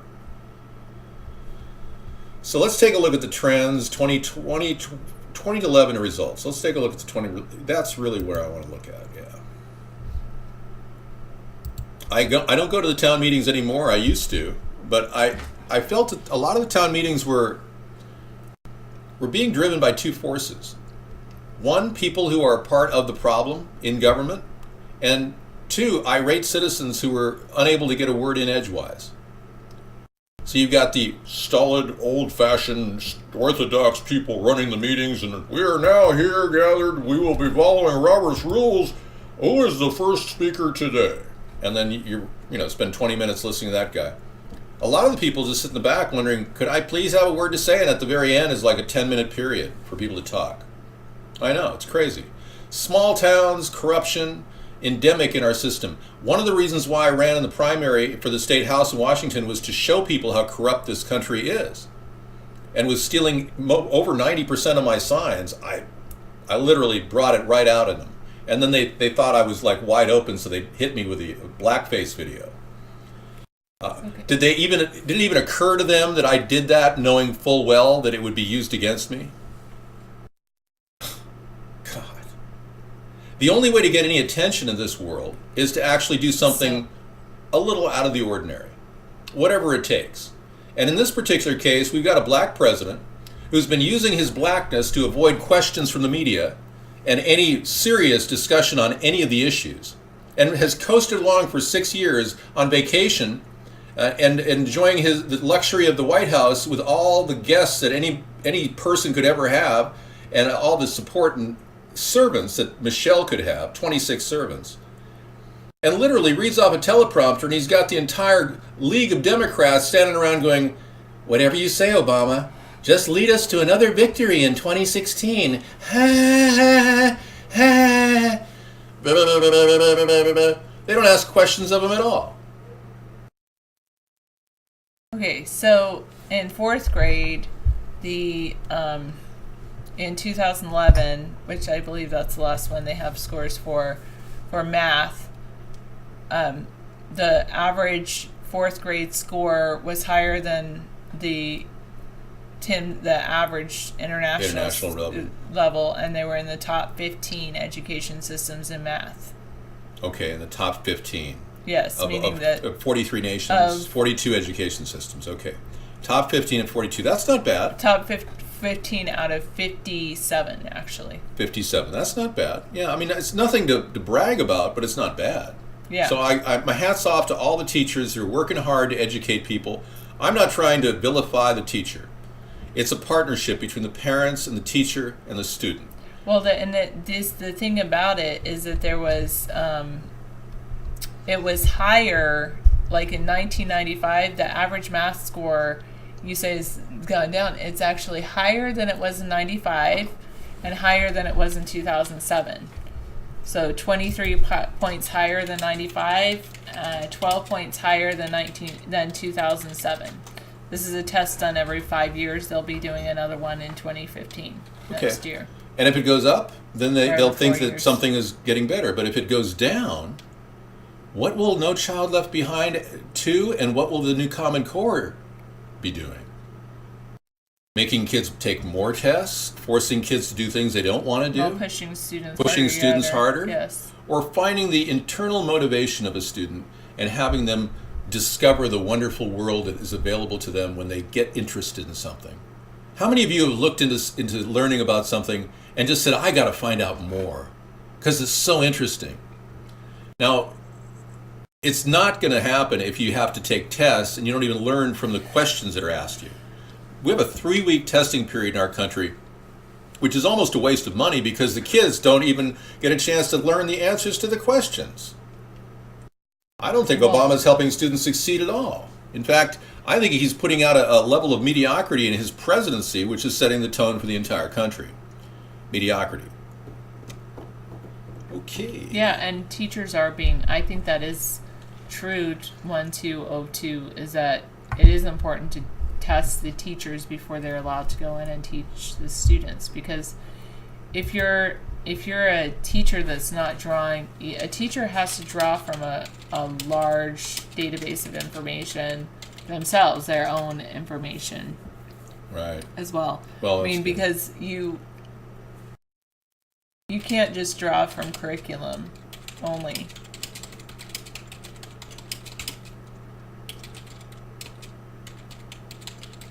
Somebody says, David, why don't you go back to school? And I said, well, I'm here on this planet to make others aware. Going back to school for me is unnecessary because I'm already aware. I don't need to really educate myself in any one area. Technology, I'm abreast of enough technology to function effectively. Do I want to write code? I wouldn't even go back to school if I just wrote code. Do I want to do website design? I wouldn't need to go back to school to just do website design. The idea of going back to school deprives me of something that is very limited, and that's time. Believe it or not, in case you didn't know, you only have about 100 years to live on this planet. And right now you're wasting time. Even if you're watching this show, you're wasting time. Unless you're enjoying this show, you are wasting time. That time is all you've got. Now you can go out and make money and work for the man and think that you've got more time, but what reality kicks in is time is ticking. And no matter how much money you have in your retirement account, it won't make any difference when you're on a deathbed with hospital equipment hooked up at $6,000 a day. And you lose everything, including your Primera plan and everything. You'll max out of everything because that's what the hospitals are there for.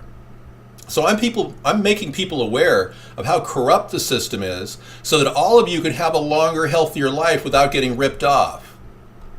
Okay? So my job is to help make you aware because I'm already aware. I don't need to go to school to learn this either. Okay?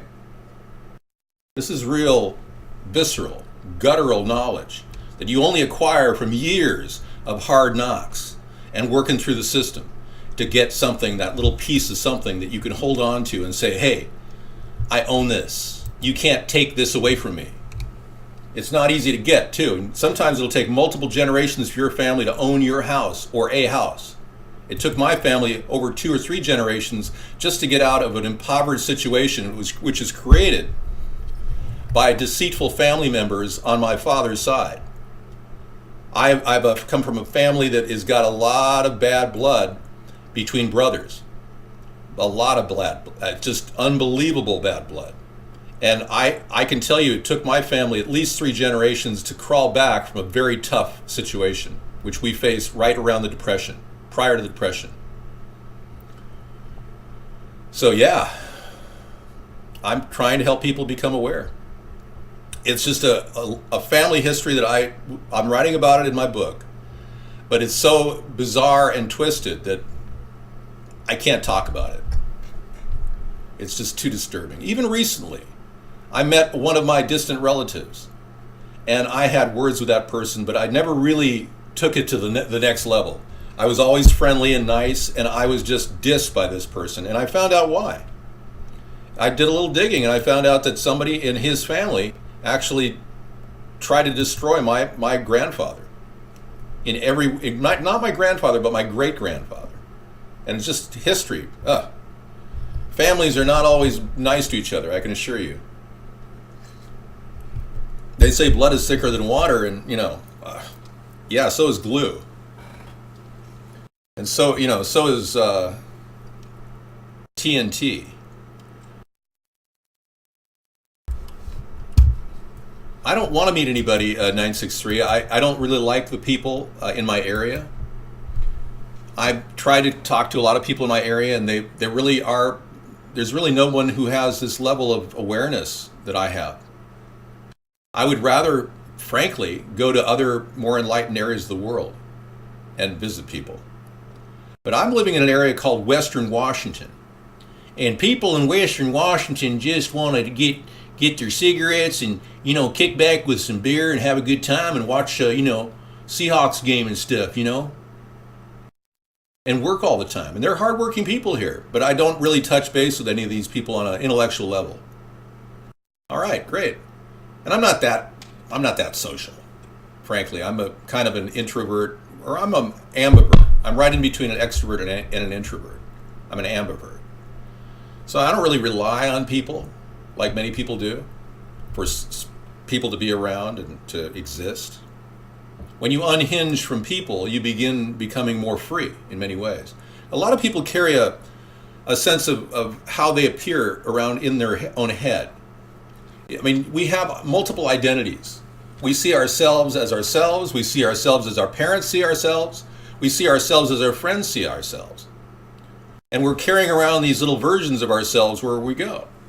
Well, when you lose track of all these other voices in your mind of how people feel about you, not that you're hearing voices, but you know what I'm saying, you become more free to be who you are and unhinge yourself from how you're appearing to others, whether they like it or not. And it took me a long time to realize that not everybody's going to like me. It's a very, very interesting point at which you become wise enough to realize that not everyone's going to like you. And then you become your own individual. And that's what I hope all of you become, your own individual. Not who your parents think you should be, not who everybody around you says you are, but who you are.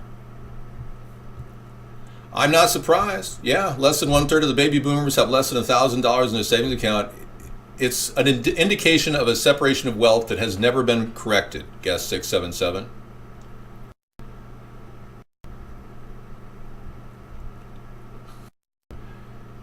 I don't want to work in a 99-cent store selling Japanese or Chinese or Korean imports or Indian imports. I really don't care to work in a little store all my life.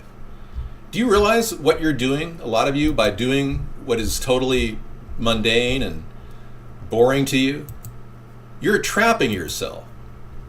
You're all trapping yourself in jobs that you'll never ever get out of. Because once you start spending money, you got to get back on that hamster wheel and keep making it, or you're never going to get by. And they got you hooked on luxury spending because they show you the world of the rich and how the rich live. And they've kept this caste society in front of our face, bold, right in front of our face. The Kardashians are doing this. If you're not a Kardashian, then you should aspire to become one. You're on that hamster wheel, that's right. The only way to get off is to stop spending wastefully. When I go online and look on eBay, like right now I'm looking at a couple of computers to replace this one in case we have another catastrophe. I look for the best possible computer at the lowest possible price. And I'm still debating whether I'm going to blow $200, which is what it's going to take. I can get a computer as powerful as this for $200. Normally you'd spend about $800, but if you really look, you'll get one for around $200. With an i7 second or third generation processor, a terabyte hard drive, and I can get 16 gigs of RAM included in that $200 price. But you got to be right there, and you got to spring on that eBay ad. And I don't really know if I'm going to go for it because I really don't need another computer. So I'm probably going to balk and say no. I really don't want to blow $200 for the, what do I need to spend $200 for on yet another computer when we've got, 12 in our house now? It's ridiculous. Yeah. Including the phones. Yeah. Exactly. I mean, I understand wanting a backup just in case, something happens to our computer. Bruce Jenner has always been, obviously, leading in that direction, so he's just fulfilling a dream he's always had. Whatever, I'm not here to judge Bruce Jenner. So the U.S. Google Glasses, yeah. The U.S. actually, on this Tim's and Pearls test reading, Tim's test math, yeah, and science, the U.S.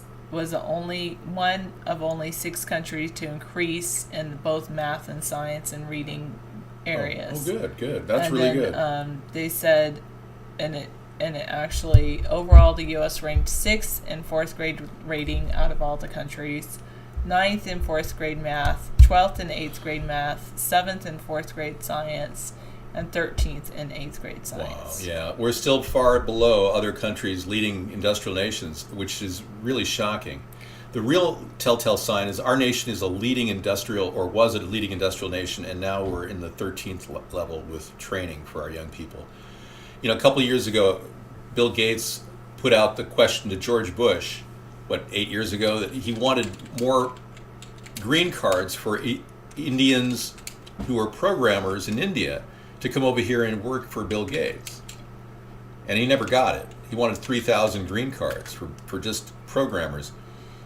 People like Bill Gates should be ramping up and partnering up with local community colleges all over the place to get programmers who can just get in there and dig in and do work that would normally be done by somebody in India. And the argument is, well, no, out of India, we're talking about, we're not sure why the green screen screwed up tonight, but I've been working on it. It's not really working. Yeah, when you go there, then the background, you see. It happens once in a while on our settings. It's really a combination about the other camera. If you go to this camera control right here, that will give you the ability to dial in on it while I talk. Yeah. The black shirt is all about Conspiracy Monday. Yes, penny traders are not options traders.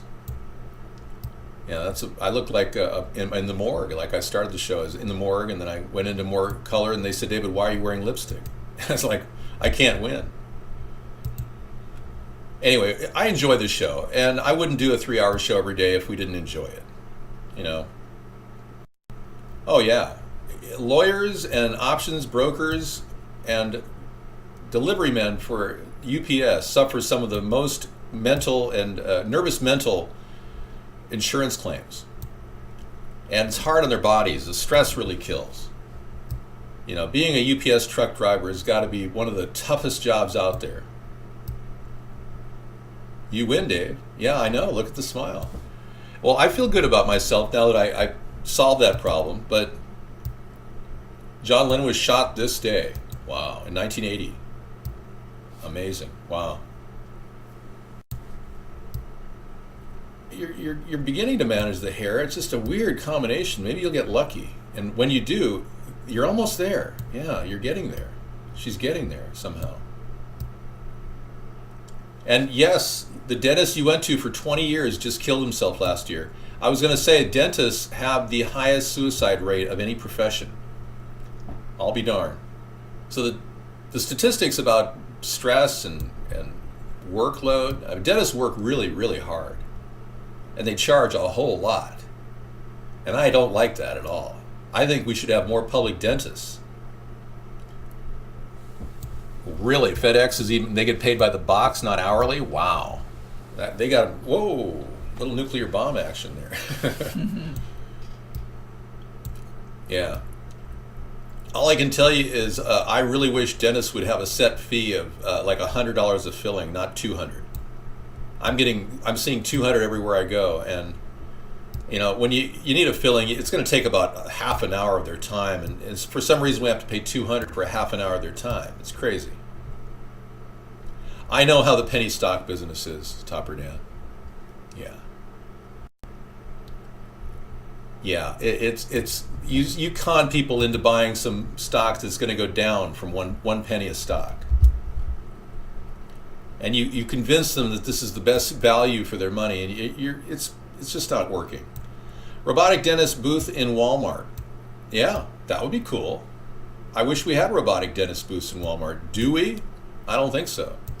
I'm just playing with everything. Yeah, just have fun. Hit the right light technology too. And hey, this is the gray screen. Welcome to the show of gray. We could be the grays and talk about aliens now. How can you claim to be a fiscal conservative if you seem to love growing government? I'm a fiscal conservative because I know that public dentists would save us money. Our money going outlet for Medicaid right now, if to private organizations and private dentists, is costing us an arm and a leg. If we had more public doctors and public dentists, the cost of the taxpayer would be dramatically lower. Mr. Contrast. So I'm a progressive libertarian, if you want to look at who we are. We're actually centrists. We're right in the middle on centrists. Government has never made anything lower I know, because the price of the private healthcare system is bilking government for everything that they do. It's simple. People go in who are illegal aliens and drain the system and force all of us to pay huge premiums or huge amounts when we go to the doctor. When the illegals go in for free, I want a system that offers public dentists who can serve these people for less cost, and yet we could solve a lot of their problems by providing adequate training, free education for public dentists. People that are coming out of the military would love this because it gives them a chance to make money in the medical field, and it'll be decent money. We're looking at about $150,000 a year as a public dentist. But as a private dentist, on average, you'll make around $350 to $450 a year. I don't think this government understands how it's putting a terrible burden on the population. I don't know. Well, this could be Black and White Dave. The Art Bell Hour. We're talking about a secret invasion from Mars. We have a speaker here. Yeah, that would be kind of cool. I didn't like voice acting, and because I was a voiceover artist for years and made enough money to just back off, I didn't want to get back into it because there were too many corrupt people in the industry. I don't think there is a black problem. I think we have a police brutality problem. So by putting it as a black problem, I think you're missing the point. We have a police brutality problem, and we have young people in the black community that want to commit crimes and get killed as a result of it. They're willing to take that risk and go after a guy's gun and a cop and not one, and think there's nothing about it. They're living in a dream where they think they can disarm a police officer and not die. All right? So we have to educate a lot of the young people, give them more opportunity so they don't have to steal. Well, it's a little bit better than before. Yeah, leave it. Leave it. Let's go into color intensity just a little bit this way. Right there. A little back. See my hair. Oh, you're right. Go color intensity back a little bit. Okay, you're right. Right there. Okay, that's fine. We're not quite there yet. I'll figure this out eventually.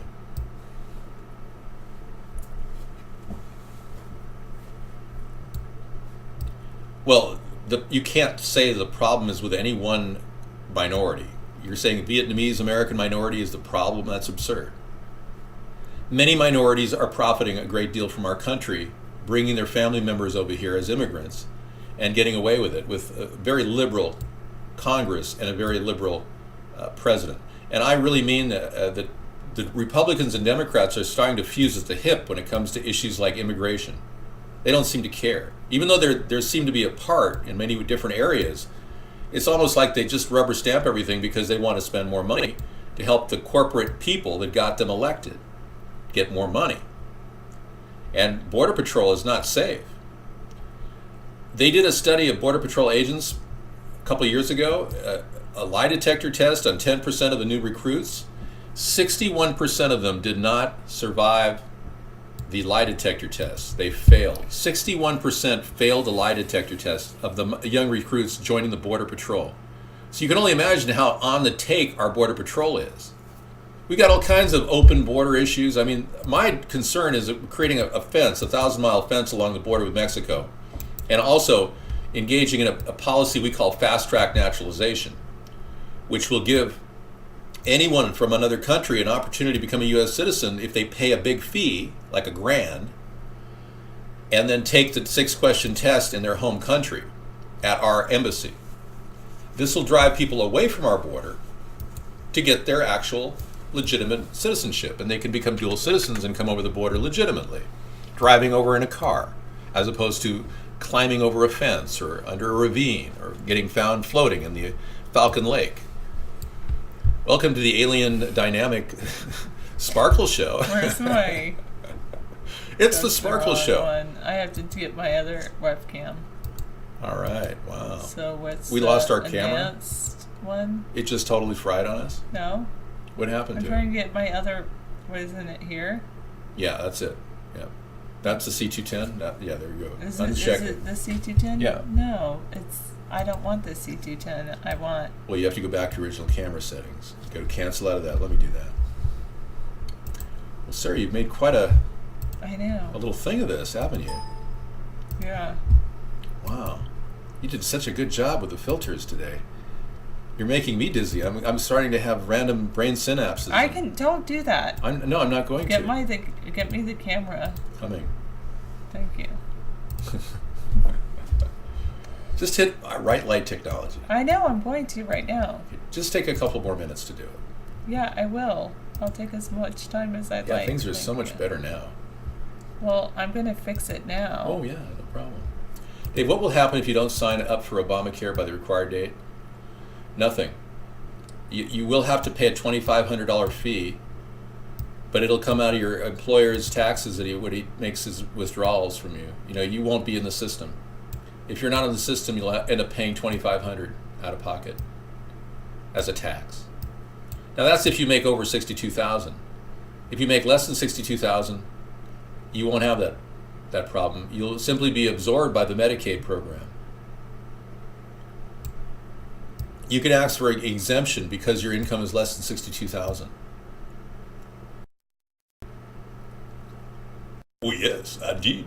I think Sarah was finally getting around to something real special for our show. You've been doing great on the video tonight. This has been a wild ride. Okay, I can't read what you say. Everybody else can. All right. You want to be absorbed by anything? Yeah, my teethies really pop. Yeah, you went from almost great to just absolutely horrendous. I'm sorry. You're doing a lot of experimenting here. Will get there. I feel like I'm at Bozo's Big Top. If you want to go see Cal, go see Cal. If you want to go see Cal, go see Cal. If you want to buy a car, if you want to see a star, go see Cal, go see Cal, go see Cal. I'll eat a bug to sell you a car. Okay. Yeah, I know. Sarah's done a very amazing job. Artistically, this has been one of the most interesting shows ever. If you're on an acid trip, it's really cool. Oh, that's really good, except it's too orange. Yeah, everyone knows Cal because everyone's visited family members in California in the past 40 years. Cal died last year. If you want to go see... I'm not going to sell used cars. No, I did not. If you want to buy a car, go see Cal. I don't even know the lyrics to the song, Go See Cal. Okay, if you want to take out loans on your used car business, go see Cal, go see Cal, go see Cal. Every used car lot out there, how they survive is they take loans out. They take loans against their property. They take loans against their autos that they have in their lot. And I don't want $200. I don't want any food stamps. I don't. Why even buy food if it's irradiated? So I've been living off my Y2K supplies. I really don't need extra food. And frankly, in order to keep my weight, within my body mass index, I really shouldn't get food stamps. Whereas people coming over the border, don't seem to care about that when they're floating around with about 300 extra pounds collectively in a family. Literally bumping into each other at Walmart. Okay, now I'm going to say this. And looking so fat and happy, but they're really unhealthy. It's going to cost our government a tremendous amount to take care of these people with diabetes and heart disease because they're eating too many carbs or too much lobster with their food stamps. There you go. Boy, you're good. Man, see, I knew there was a method to your madness. Yeah. Right there, yeah. That's good. Yeah. And maybe a little more brightness. I'm trying to figure out which one's the brightness. Above. But I tried it and it didn't. Well, no, go back to 0 on all. Just hit reset. Yeah, just leave it. No, right now we've got it. Just hit reset. That's as good as you're going to All right, get. let's change the color of the background. Thank you so much. All right, it's always so dark though. Let me see if I can do Yeah, brightness. do really brightness quick. on the other one because you've got the hair down finally. God, she's good, very good. Well, that's cool. The Blackface 2 video will be coming out on Christmas, maybe Christmas Eve. It's my gift to you. It'll be preceded by a 3-minute video as well that'll be available. It's a dance video that I'm working on. Yeah, you got the hair down. Somehow you manage that. You're there, but you're a little bright now. So tone yourself down. I can't tone myself down without toning you down. Well, that's I good. like that. Right there, yeah. Sarah's wearing a beautiful blue sweater, and she's into sweaters big time. I love sweaters. Shrek has a go see Cal, go see Cal, go see Cal clip. Looking good. Candy Rain says, now we lost the hair thing. Whatever Cancel. you're doing, cancel. Say no. No. What happened there? We dropped in size. Okay. Maybe the zoom function is not working properly. Go to the zoom function. There you go. One Chuma up there. There you go. Okay. Yeah, we've lost it. We got to go back to the advanced settings and bring the brightness up. There we go. Up, right, a little bit right there, and then more gain. I've always traditionally had gain over there, but not that much gain. Gee, when I have too much gain, my Right hair there. gets lost. Let's move so you can see your hair. This is all about the green screen tonight, folks. We usually have a show, but tonight is the conspiracy of pixelization. Okay, you want more weed? I wouldn't even know what that is, man. See, You I can't even think buy it can around play here. with it. I don't think there's a Yeah. recreational supplier in my area. I think I have to go 30 miles to get marijuana. Let me try this again. I would never give anyone food stamps. That's illegal. If you want to go see Cal, go see Cal. I did meet a couple people at the grocery outlet a year ago That's that not said, bad. "Oh, we've been getting food stamps for 30 years, and we buy food for the poor and give it to them." I said, "Do you know that's illegal? You can't buy food for the poor and just hand it out with your food stamp money." All right. Well, apparently they didn't care. It's not like anyone's going to report them. So I wrote their license plate down, and I called the SNAP division director. And I said, no, I'm just kidding. I'm not going to report them for doing that. I will play the Cal link as soon as Sarah releases the show to me. Oh. Let me. What about this? What is this? That's contrast. Okay. All right. Okay, here we go. Cal Worthington and his dog Spot. Sorry, I wasn't paying attention to the chat for a while. Here's Cal Worthington and his dog Spot. If you need a better car, go see Cal. Or the best deal by far, go see Cal. If you want your payments low, if you want to save some dough, go see Cal, go see Cal, go see Cal. Any model, any make, go see Cal. All kinds of greats. Give your pocketbook a break, go see Cal. Poor Oh, that's Cal. a great link. I'm gonna copy that. Thank you so much. If I play it any longer, I will be floating in the astrosphere with Cal Worthington and his dog Spot. Thank you so much for that link. I'd play a lot more, That's believe not me. bad. I mean, it's dark, but it's not bad. Now it's dark, yeah. Dave, there's a lot of money in the marijuana industry in your state. You should open a dispensary. The paperwork isn't that much. David wanted to, but I mean, the thing is, you have to rent a facility, you have to pay the $2,500 fee to have a dispensary. Yeah. You have to find the provider for the marijuana Yeah. because you can't grow it if you're a dispenser. You got to go You have solicit to find people. the processor. It's way too. It's extremely regulated. I'm sure in Colorado it's not nearly as regulated as it is here. Yeah, and in Washington there is a 75% tax, 75% on marijuana. They charge 25% for the grower, 25% for the handler, and 25% for the retailer. He was a fighter pilot in World War II. Well, I'll be darned. That's If pretty you cool. want to go, he seemed like a fighter pilot to me. You know, God love him.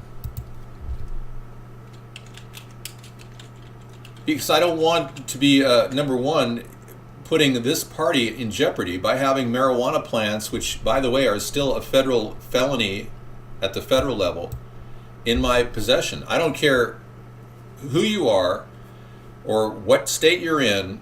Even if your state ratifies it, they could still use it as a reason to pull my plug and arrest me. I've never grown marijuana and I don't plan on it. What is it with you people about money?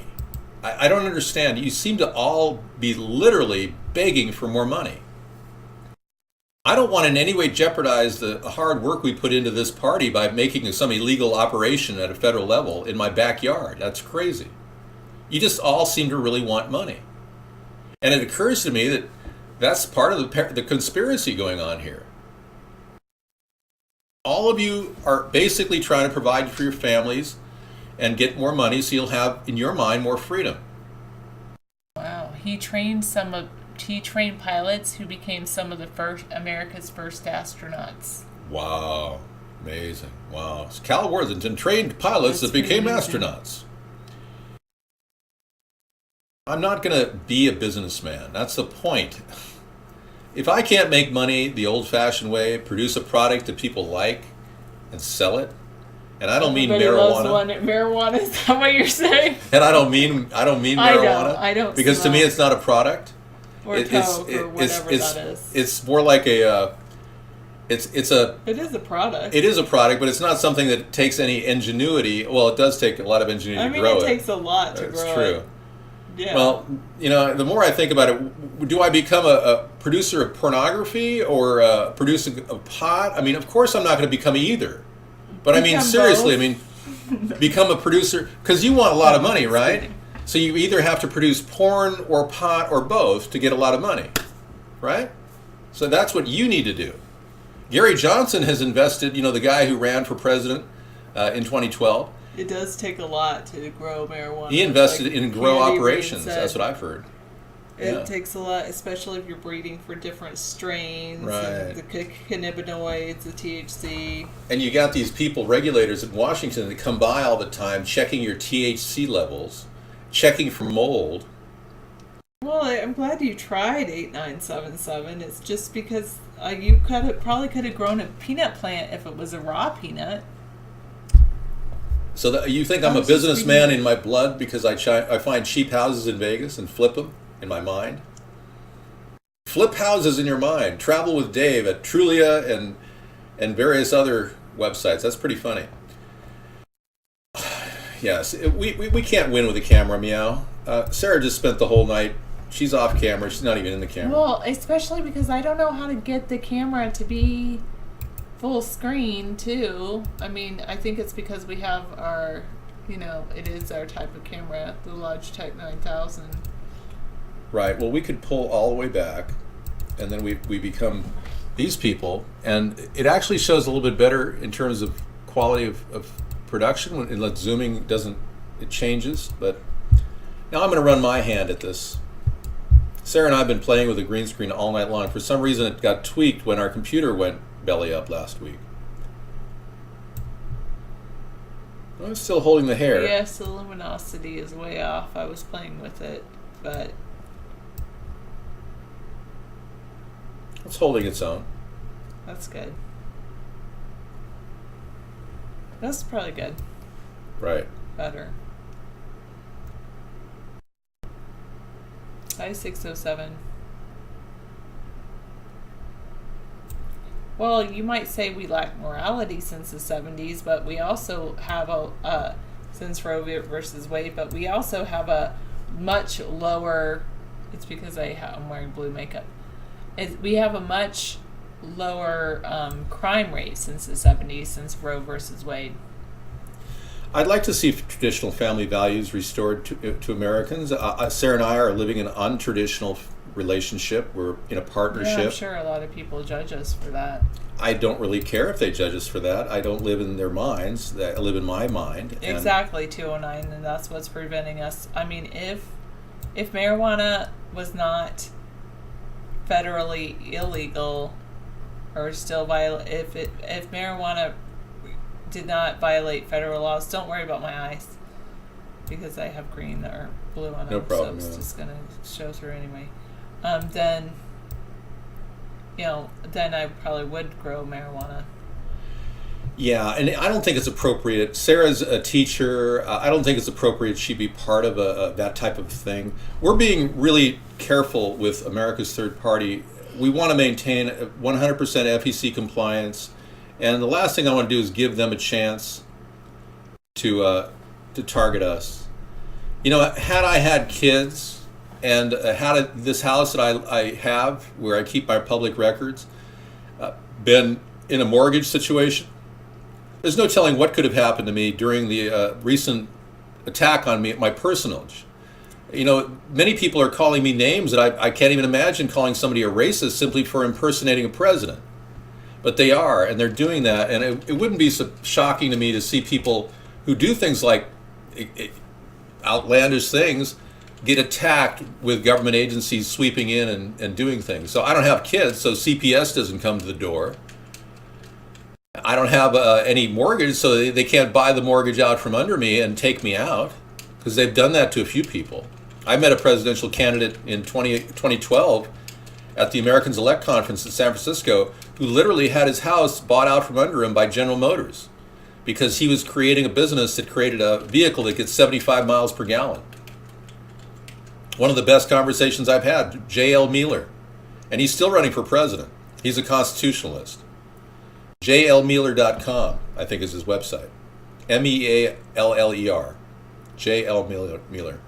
Anyway, his whole story is very compelling about how they literally ran him out of town. It's not uncommon for organizations to use their power. There's a couple in Riverside whose son was involved in a couple of vandalizations where it was spray paint, graffiti. They are raking those people over the coals down in Riverside. The couple has literally taken out a note against their house to pay for legal fees. They've had to get 3 restraining orders against Riverside cops. We profiled that couple online. No, he likes me.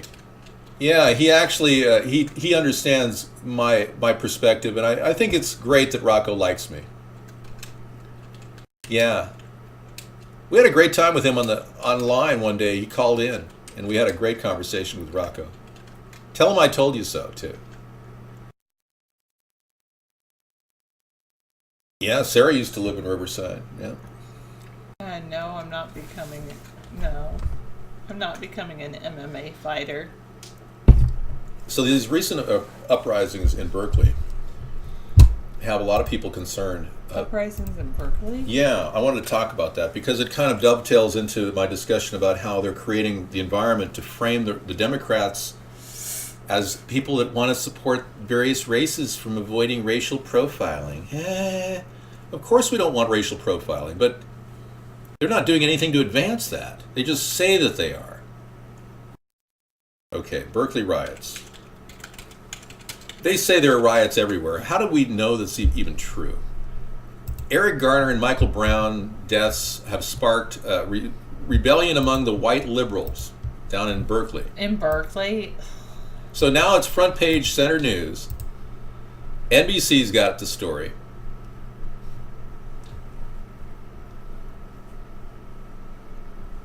It's like, I don't know. I do know, but... Well, just take a look here. No, Michael Brown is not okay. He's dead.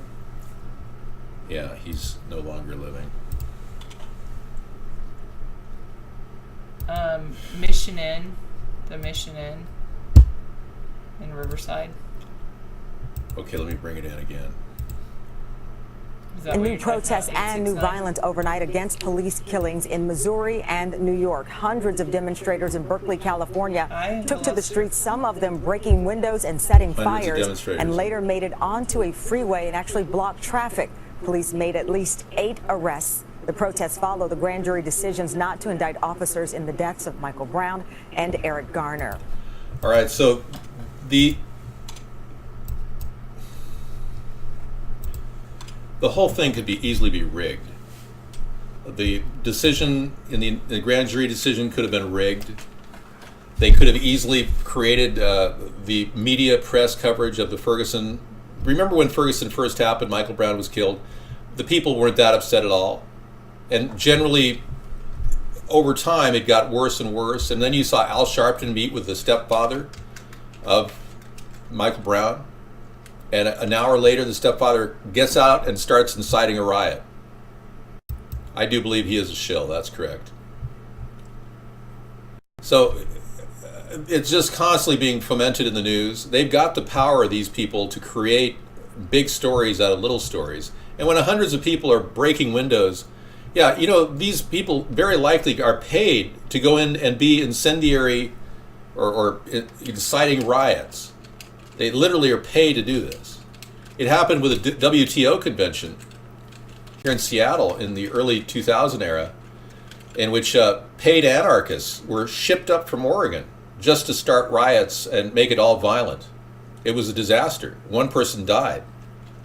But they were literally bussed up from Oregon just to start really bad riots. So, yeah. In third world countries, they pay rioters all the time. So that could happen in our country, but the elitists don't really have any clue as to how very powerful the American press and the blogosphere is. They don't realize that many of us are actually making progress, reaching out to people and telling them about the true story behind the story. Here's a college professor making students recite an anti-American Pledge of Allegiance. Wow. Unbelievable. I wouldn't doubt it one bit. If you sign up for Denver College Professor Charles Angletti's American Civilization class, be forewarned that you're going to have to recite his invective-filled new pledge, and according to some of his students, also be ready to swallow a big helping of his politics. This is exactly what I ran into in colleges at UCLA. People using their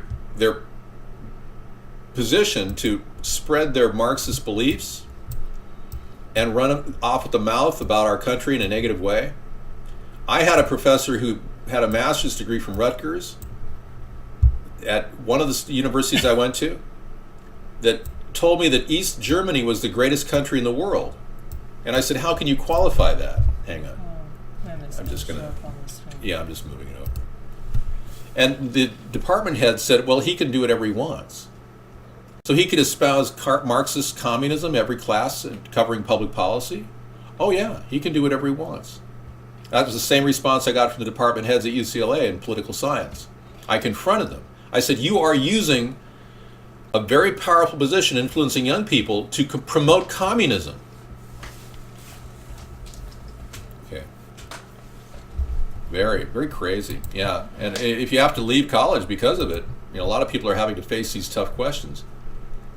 It really begs the question, why even go if it amounts to, a debt of $200,000 in 4 years and ultimately a brainwashing by communist professors. That's the best way I could describe it. Yeah. All right, I think the part of the problem is this background is just a little too white. Maybe I should be out. That would be good. No, we're fine. We're good. Be in for maybe another 15 minutes. Well, I'm going to be in, if you want to be in for another 15, I'm going to talk about Obama's dark past, and that's not a pun. That's just, it's the truth. There's a lot of people don't know about the darkness behind the Obama administration. We'll bring up the CIA, and I'm going to get rid of the voter revolt now. All right.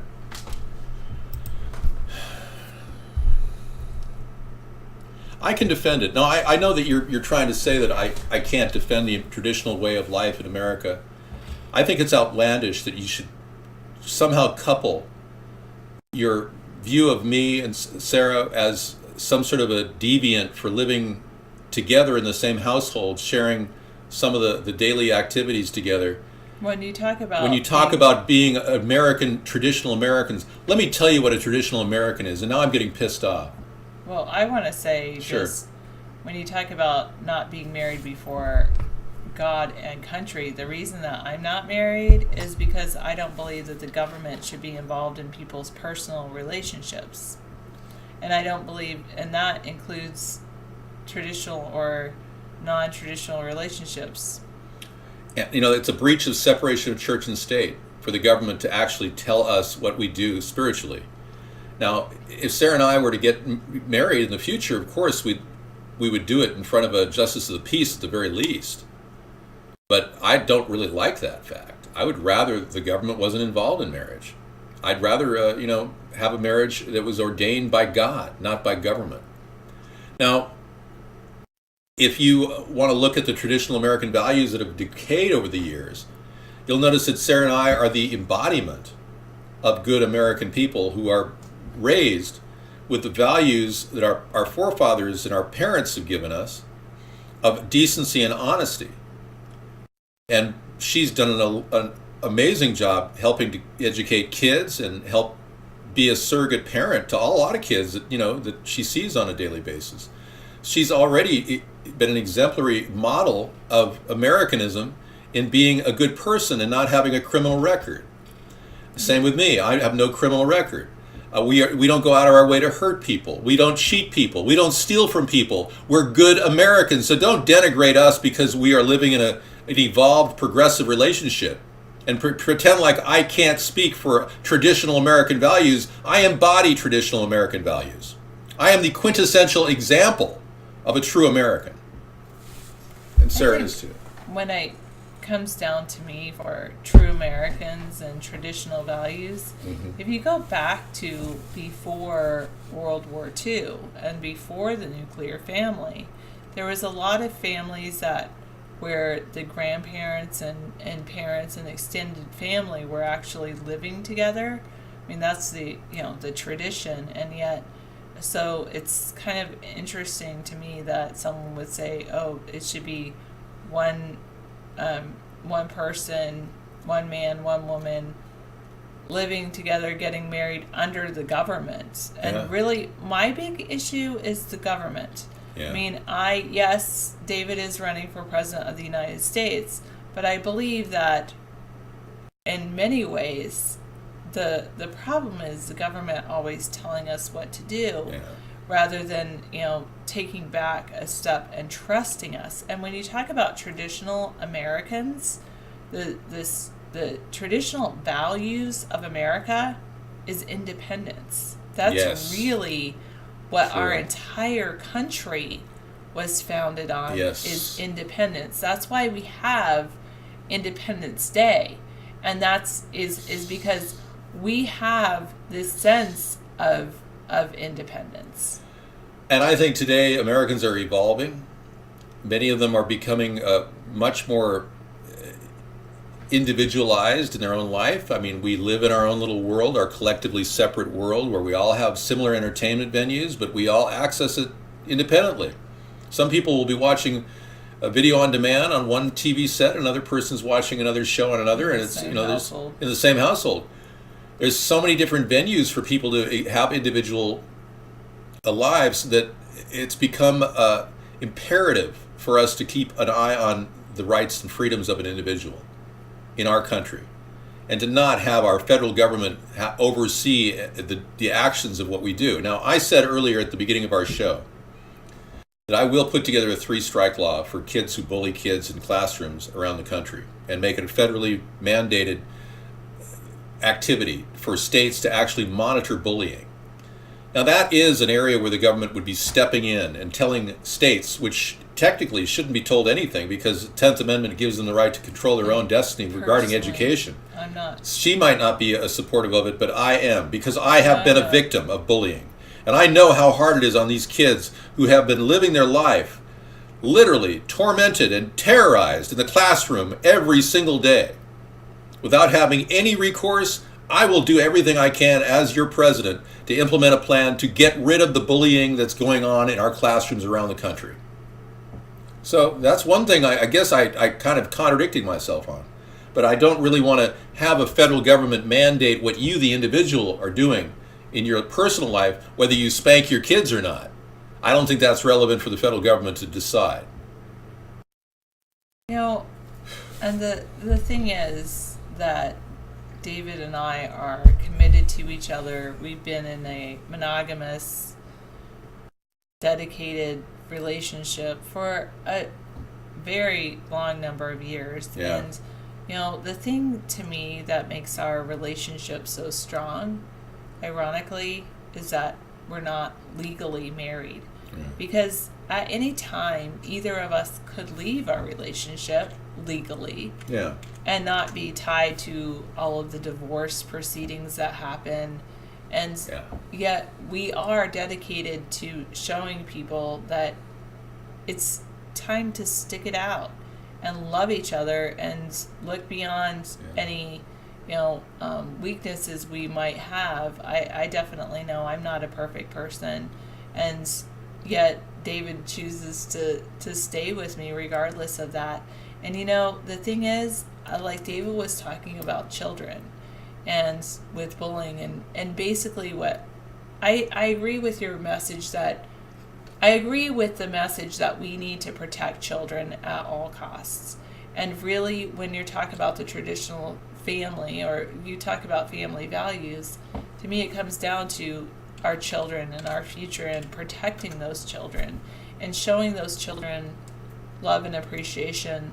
And I go back with that to the traditional saying that it takes a village to raise a child. And I think that we need to look out not only for our own descendants, but the descendants of our neighbors as well. The thing about education and the education dollars, Sarah and I don't agree on where the money's going.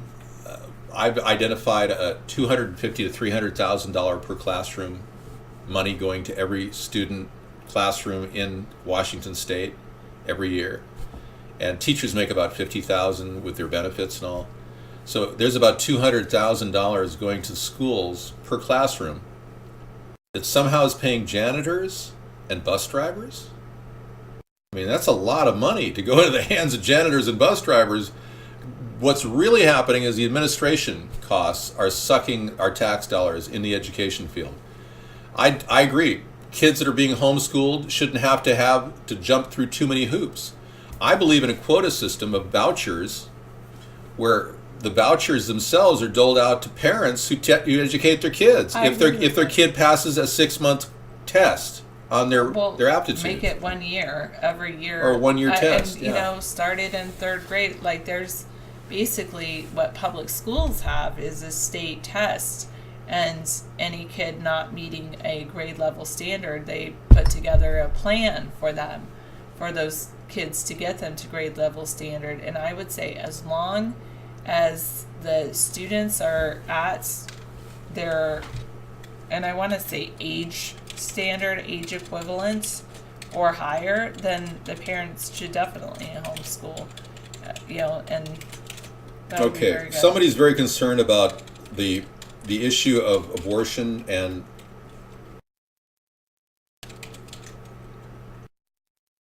I want to address that.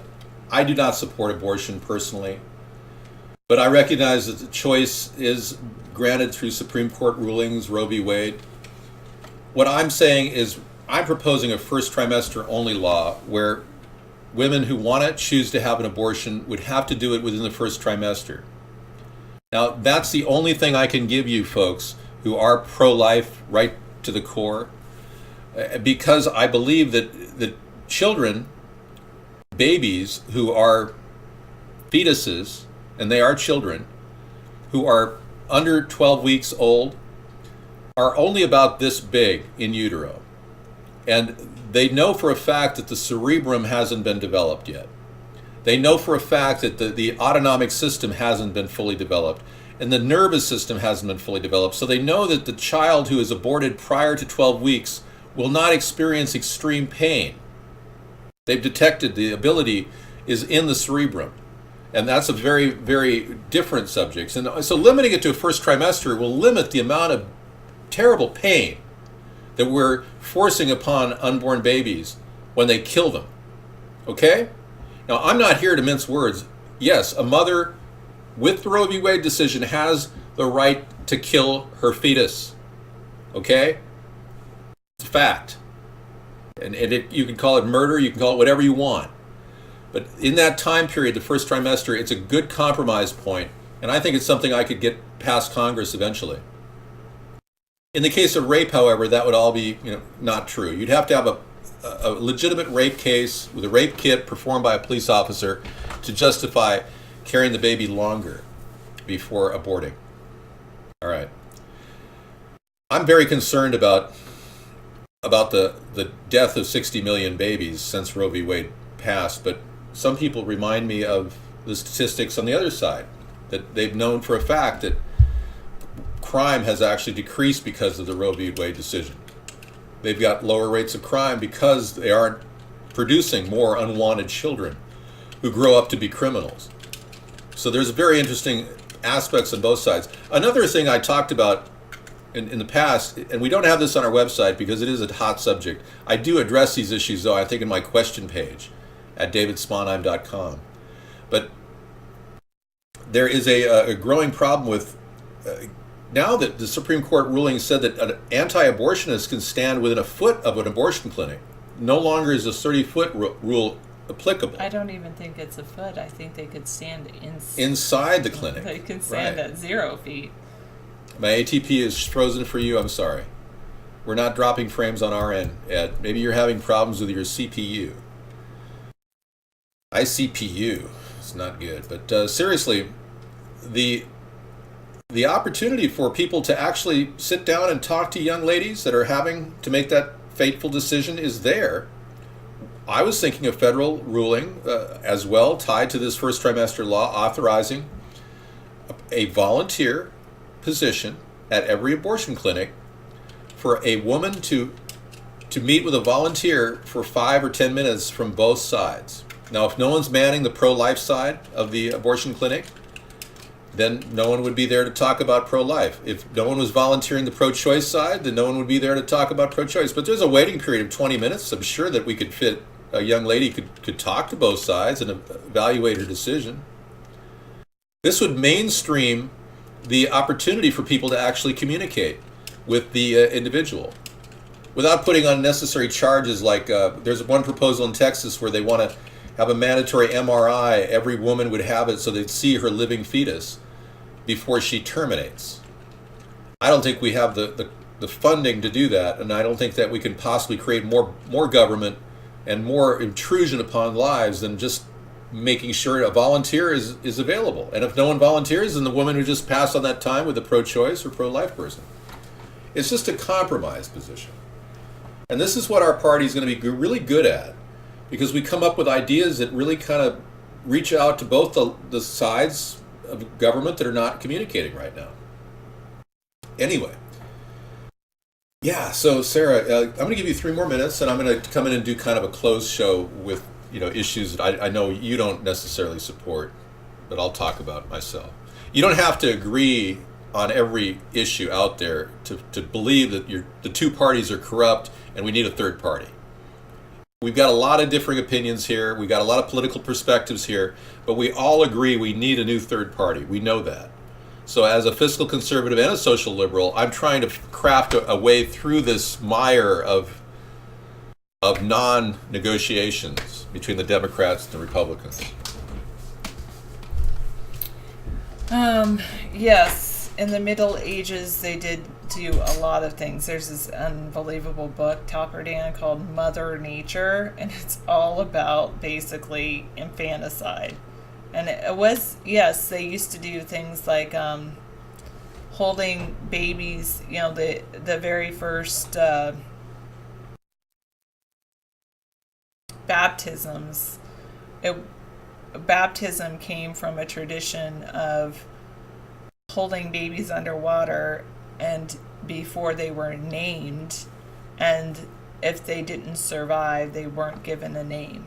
It was in Germany, they did things like if they weren't, when they were born, they would weigh them, and if they weren't of a specific weight, they would consider them not viable. Or, it's really, really crazy.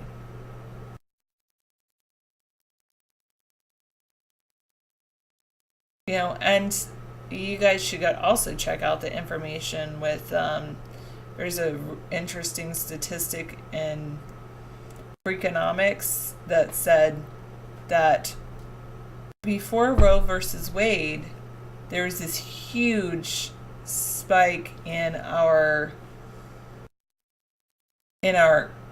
crime rate. The crime rate was just continuing to increase continuously, and then suddenly there was a drop in our crime rate, and they said, what happened? And what actually happened was Roe versus Wade. there was less people to fight over the same resources, I suppose. It's just it's an interesting thing. So I personally say the ultimate choice is up to the woman, but I do believe that a woman should be educated about all of her choices and that encouraged to look at alternatives to abortion, because there is a lot of women who regret that decision, but I still don't believe that it should be illegal. So I think that women should be said, go talk to the father of the child, especially because there's a lot of dads out there that need rights too. I mean, there are wonderful gentlemen out there that would say, hey, if you really don't want to raise a child, to the woman, if you really don't want to raise a child, just please carry the child's term and I will raise the child.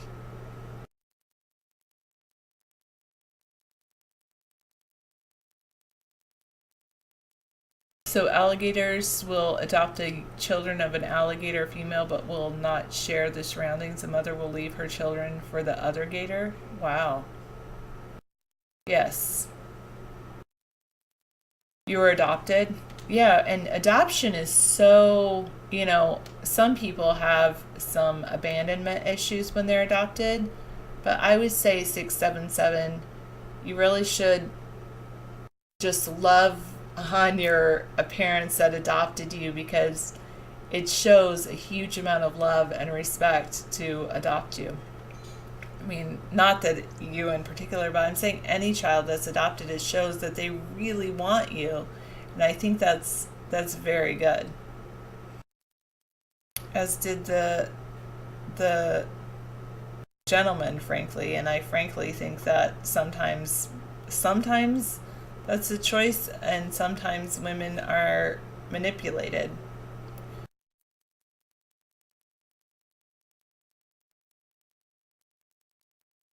Yeah. Life dynamics. Okay. The thing is, Topper Dan, is a lot of High Night Cloud, a lot of women, just like there were when they engaged in the act to become pregnant, there was probably a lot of hormones, and sometimes they weren't thinking as clearly as they might otherwise. Some women aren't as logical as other women, and so I really do think that they should have a good discussion about their options. I mean, the parents of the father of the child may want to raise a child. Her parents may want to raise a child. Adoption is definitely an option. So I think there's a huge, I think it's something that needs to be talked about with a woman before she makes that final decision. All right. Yes, I'm going to save those changes. All right, I love that David put me in that discussion. Didn't really want to talk about that, but it's okay.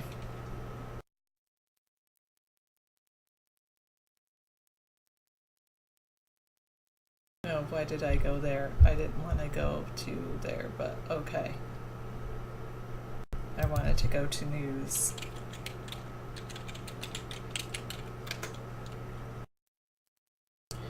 Are you guys living yesterday's still? What? Motox man, sometimes I can't understand your writing with your commas everywhere.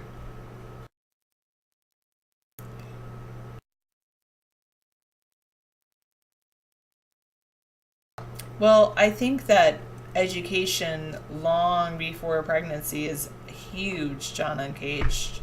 a lot of people, have peer pressure because they think, oh, there's other people that are engaging in relations in high school, but really, thanks to our education program, the percentage of students engaging in relations with each other is very low.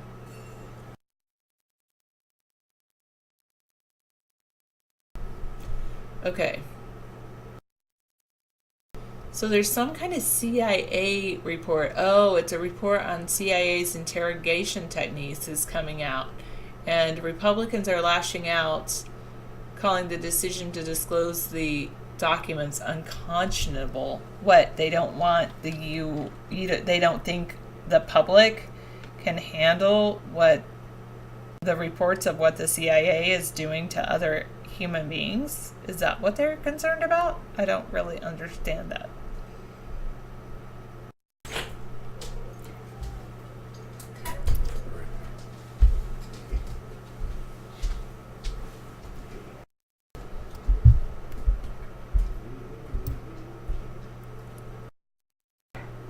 Okay, what? Okay, thanks, detailer. Maybe there are a lot of smart people who struggle with spelling that are good at other things. You don't like this? Okay, let me get rid of it. I don't know why that's behind my head. Oh, great. Now I have to add the camera again.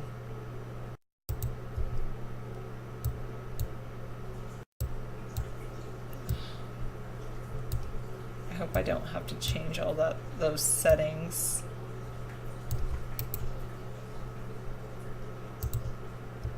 Okay, David put it behind me, so we can blame him. You can put heart behind me. That's pretty. I will take over No, just a sec. when you're ready. Yes, I am struggling here. I'll do it. Oh, just turn Just do guest off, then clear. Okay, thank you.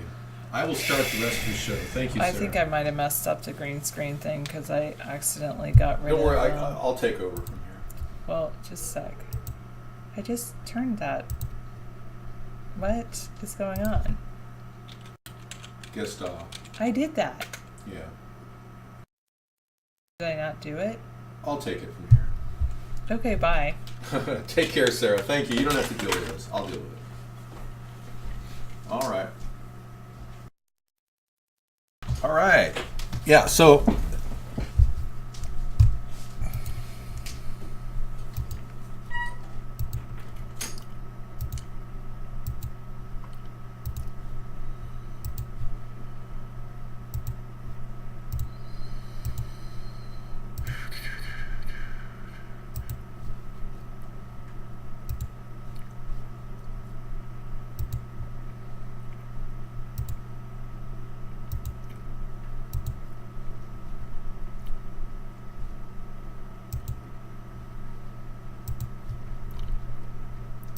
okay, I'll be right there. Hang on.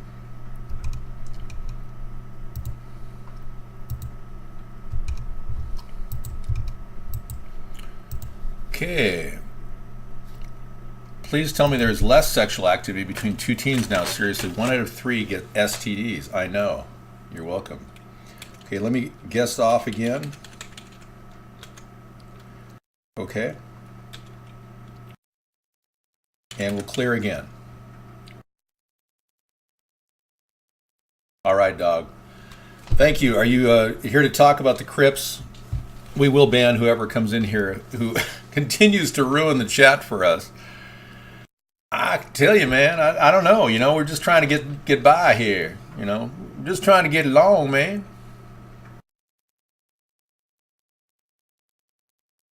Yeah, 7 billion, and the whole world we could amass 10 billion without any problem whatsoever. Our world has an infinite capacity, really, to let people prosper. Humanity can grow, but we've got a lot of greedy people who are controlling the vast proportion of the wealth. If we did a little bit more distribution of water, and resources, like with our seawater pipeline idea, which we talk about this week on Thursday, we would have plenty of places to grow food and supply people with ample amounts of areas to have a house. For instance, if we were to give everybody in America some property, every U.S. citizen would get about 5 acres right now. But we wouldn't be able to grow anything on those acreage, and water would be a big problem. If we created more water potential with our seawater pipeline idea, spidering around the country, creating passively desalinated water, we would be able to supply a lot more growth areas geographically. Nexuses would form around transportation routes right next to the seawater pipeline. We don't have to be China, and we don't even need to grow. We've already got an illegal alien problem that is growing at 5% every year. If we didn't have an illegal alien problem in our country, we would have a 0 growth rate, unlike China, which continues to battle their growth rate. All right, there you go. 5 acres and a mule. Yeah, every one of you could have a nice piece of terra firma out there in New Mexico or Colorado or Arizona, or, you know, the states that we have across the country are very available for population to increase. But the people who are in control of the governments, in the UN especially, have biodiversity plans limiting the growth of nations, limiting the growth of food. Have you guys ever heard of Codex Alimentarius? This is a worldwide food control plan which has very dark roots. Originally, it was great in terms of helping to preserve quality of food and improve the soil, but it's been bastardized and taken over by various companies. Back in 1971, something happened. Well, Richard Nixon decided to parse off a lot of area of our government's property as protected areas under the EPA. And the EPA actually oversees a lot of these red areas. In 1971, we also did something else. We did a thing called the Nixon shock, where he shocked everybody when he pulled us off the Bretton Woods Agreement, which was a gold-backed agreement with 46 other nations to back our currency with gold. And when he did that, he created an environment for two different things. Property we could leverage against all this federal land and use it as collateral with world trade, propping up our dollar, weakening our nation ultimately because we can't possibly back our dollar with our property. I can't imagine selling all of this red property to the red Chinese. But that's exactly what could happen if we allow this two-party system to continue to wastefully spend money and print it up out of thin air. I wouldn't doubt we have no gold right now, Mr. Fuchs. I'm speaking some real truth right now. So, and Al Pacino did an audition for The Godfather. And Dustin Hoffman was in The Graduate. Here's to you, Mrs. Robinson. Na, na, na, na. But reality is that we as a nation cannot possibly forget that this is our property. But we're going to have to fight for it, believe it or not, because right now these red properties are probably being leveraged against international loans. And the two parties have pretty much fallen into the back pocket of the global world government. And they literally have total control over our country because they control these two mouthpieces, which you can call political parties. They're really just mouthpieces for very globally powerful monetary leaders. So we've got the pretense of having a free and democratic nation when we are neither free nor democratic. It's kind of ironic. The Democrats have lost track of what freedom is, like freedom of speech. And the Democrats have also lost track of what democracy is by stealing signs to rig elections, like they did in my primary here in Washington State. Stealing 90% of my signs literally showed me their true colors. They don't even understand the meaning of democracy. In some countries, it's a 2-year prison sentence for stealing a political sign. In our country, it's like, oh yeah, well, whatever, dude. All right. Yeah, I love Simon Garfunkel. I was singing some tunes to him earlier. And there's chicken for you, Sarah, if you want some. Yeah, I'm eating some. Yeah, heat it up if you want. Have it all. Yeah. Half of what's left. No, eat the rest of it. I've been nibbling on it for the past 2 days. I make this great chicken out of breast meat that I pull out of, it's called chicken trim at the store. And it's all the little pieces of the breast meat that they trim off to make the breast look perfect in the package. So it's basically breast meat. I pull any fat out and I put it in the George Foreman grill with marination. And these things are like terrific. They're almost like teriyaki chicken. They can taste as good as any restaurant. Yeah. Thanks to Charles, you got Garfunkel in your head, I know. I do a lot of musical repeats in my head during the day. I was going in the other room singing, "Go see Cal, go see Cal, go see Cal." And I couldn't get it out of my head. I know, that was a very catchy tune. I know. It really built his career. Yeah. I'm very musically inclined, so I'm always like stuck with some rhythm in the background that I have to break out of, tune a radio station on just to break my head out of that rhythm section. All right, so this plan has been a very nefarious plan all along, really, to, number one, weaken our dollar. Number two, give the Federal Reserve the power of a central bank, which they shouldn't have. And when I say weaken our dollar, I mean really allow for the rampant raise of inflation. Not a good type of inflation where wages go up at the same time prices go up, but rather a bad kind of inflation. And they call it stagflation, where the value of our dollar declines and our food and fuel gets more costly, and they don't see any higher wages, and they don't even calculate food and fuel in the core index of inflation. So they tell everybody, well, inflation's low, when in fact it's really, really high. But fuel has gone down in price, I will say that.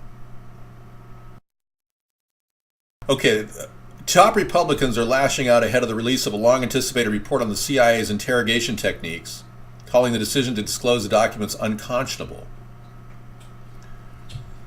Obama wants to tear down the very people that have literally been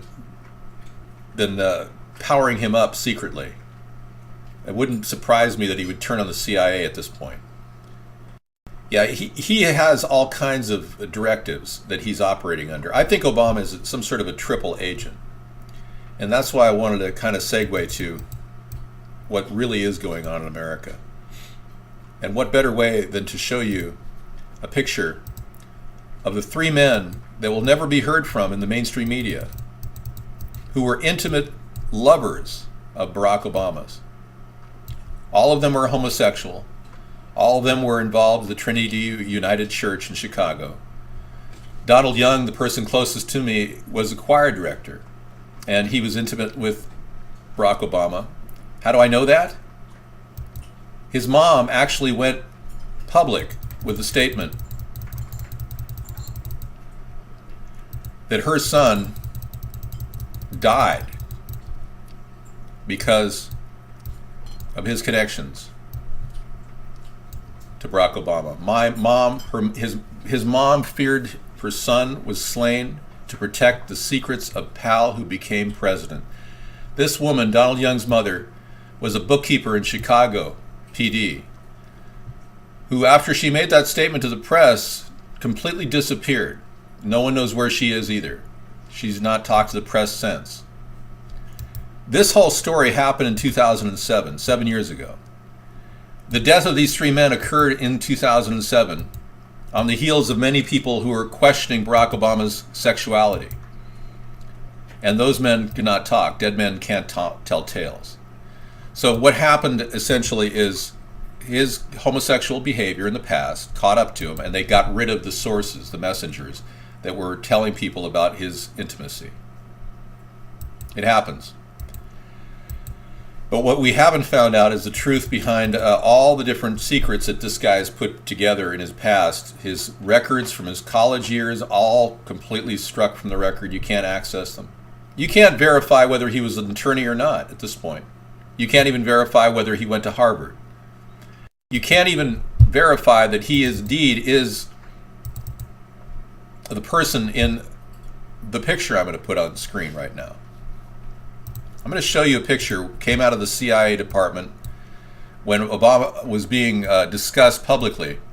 And I have never seen a more obviously doctored photograph in my life. I mean, really. That is absurd. Look at this. You expect me to believe with a light facing the other way and his head being bigger than all the other heads when in fact he's got a smaller head? That this is a legitimate picture? I mean, seriously. Let me see if I can do a similar little paste up here.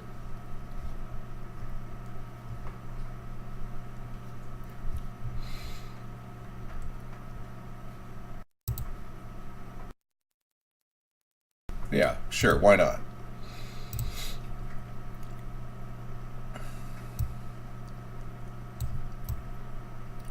Okay, let me see if I can be the president of the Harvard Law Review here. Hang on. I'm almost there. There I am. President of the Harvard Law Review. Isn't that wonderful? I feel so special. Yeah. That's about as realistic as his picture. Yeah. Great, isn't it?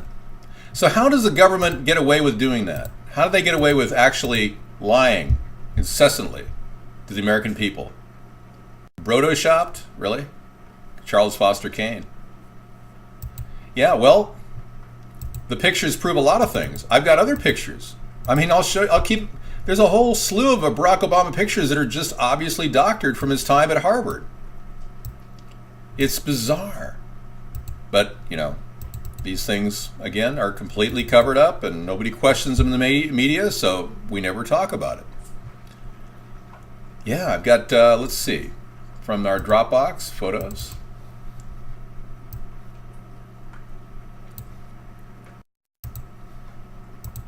This one looks really stupid. This is classic, you know, alteration time. His head is completely out of proportion to the body. So it's just absurd. It's like his head is twice the size of its normal size, which compared to the body, I mean, you can just look at it, it's anatomically incorrect.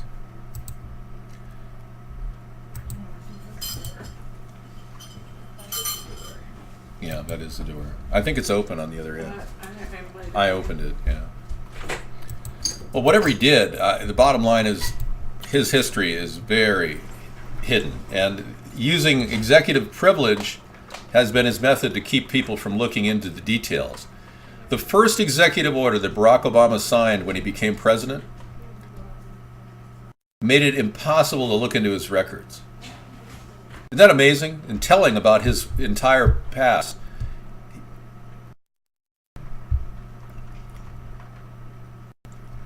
We're not going to rebuy the neighbor's debt. No. Crazy. We're not going to take on Asia's debt. We're not going to sell property for trade for debt. If we wanted to pay Asia or China back the $2.5 trillion we owe them, we could just print it up. It's no different than the $6 trillion that the Federal Reserve has just printed up and given to Wall Street executives. That's right. In the past 6 years, the Federal Reserve has doled out $6 trillion. A portion of that went to foreign companies, too. A large portion through the AIG buyout. The AIG buyout of $160 billion of that actually went to Deutsche Bank and Barclays and various other banks that had a debt that they called in with AIG. So we've been paying off other countries this way anyway, so sure, we could just print up $2.5 trillion and say, hey, there you go. We'll take another $2.5 trillion hit, then we'll regroup our finances, clear the slate with China, and then reposition our monetary system in a way that gives us some certain solidarity, certain solvency, certain stability. Well, let's be clear. There's only 17 people rioting and looting. 17 rioting and looting days until Christmas. Wow. Did that work out okay? Yeah. Okay, thanks. Yeah. Banks are telling large companies to take their money elsewhere. What's going on there? Yeah. Recently, there was a secret little thing that happened. The Treasury made it so that FDIC doesn't cover anything past $250,000, of course. but it's requiring, it's telling all large investors that your money is vulnerable. He visited our country? Okay. You're very aware that the debt is all fake, Motox Man says, yeah. David Nation, I think you're going to have to do a word search on one of your free porn sites for that. Write in Canada and porn and see what pops up, okay? Let Google do, or whatever search engine you're using, help you. I know. The cake guy is apologizing to me about my BMI index being 26.4, whereas I should be 25. I know. And I think the BMI index doesn't take into account people who are physically, really built physically. I think, you know, like ice skaters. Have you seen ice skaters and how they're built physically? Speed skaters. Speed skaters in particular. That was the one field of the Olympics that I felt like, yeah, these guys are, their BMI has got to be a little higher than normal. I mean, you look at their thighs, the women and guys. Let's see if I have a good example of that. Yeah, there's not really a good picture here. What about weightlifters? Weightlifters are another example, especially with their weight issues. But I have large thighs. So if I wanted to lose 20, get it down to a 25% BMI, I would have to have liposuction done on my thighs. And even then, it would be questionable as to whether I'd have any fat at all on there. So I'm just, you know, I'm from Norwegian ancestry, and we have traditionally larger thighs because I guess we had to get through the winter. Thank you. Are you delusional? They're masters of illusion, and yes, and they want to tell people they're delusional. Yeah, why not? Yeah, I know. And most skaters are built in a way that, you know, you wonder, with those deep crunches they're doing, their glutes and their thighs are going to be a lot bigger and have a lot more weight in their body, in their lower end. Good night, DT. Are you going to sleep, or your DJ Bad Boy's going to sleep? Okay. Well, that's cool. Yeah, so I usually talk about HARP at the beginning of our show, but I don't really, you know, always touch on the bigger question about photos like this in Denver Airport and the New World Order and the possibility of underground bunkers 8 floors down beneath the Denver Airport. But I can tell you that the Denver Airport is the second largest airport in the country, and it has the potential for any number of storage facilities underground because it's on record with 8 floors underneath. So whatever's happening in the Denver airport is indicative of, in many eyes, something very secret and hidden. You can't get underground. There's a lot of untold stories that are not being shared. I was shocked to hear somebody claim that they could buy an apartment underground for $800,000, about 10 by 10, at the Denver airport. And I can't verify this story. But you got to question everything. If there's a secret plan to control our country, which there likely is, considering money seems to dominate politics, and, you know, with every system there is in the world that's been corrupted, there's always somebody at the top with that huge pile of corruption. Whoever that person is. Oh, somebody's going to take a picture and show me that I'm making a sign of the Illuminati by holding a pyramid above my head. I better not do that. But seriously, at the top of that pyramid that's on every dollar is a secret society of 34th Masons that have been a part of the actual creation of our dollar, creation of our Washington, D.C. architecture and the entire layout of the city. These Masons who are at the top of that pyramid actually have a series of dictums and dogmas that were written many years ago by a guy named Albert Pike, who incidentally is the only Confederate statue in D.C. Albert Pike wrote the dogma and dissertation, I believe, on the Freemasons or the Mason Society. I believe that's what it is, dogmas and something. You work with a Mason. Hey, Masons are good people. I know a few Masons in our chat room. But the top of the pyramid is not so good. And 34-degree Masons, I'm starting to lisp, 34-degree Masons are, camera froze, okay, are considered assassins in the Mason order. And the article written by Albert Pike teaches them to lie to everybody below them. So if there is a secret plan, the Masons, the common Masons that you and I may know, are nowhere aware of any of that. No way aware of any of that. So I did a little searching online, and I ran across some very interesting anomalies. There is an organization that actually is the organization behind the United Nations, called the Lucis Trust. And the Lucis Trust Fund works to create the all of the meetings and the publications that the UN does.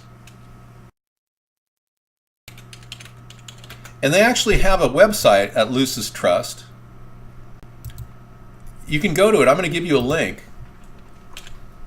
connecting the dots to Lucifer. And I'm going to close with this little food for thought tonight for a lot of you who just don't believe in conspiracy theories.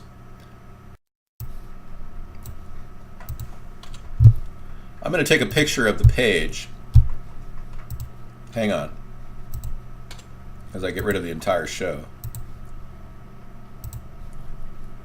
And I'll show you what they actually say on their website.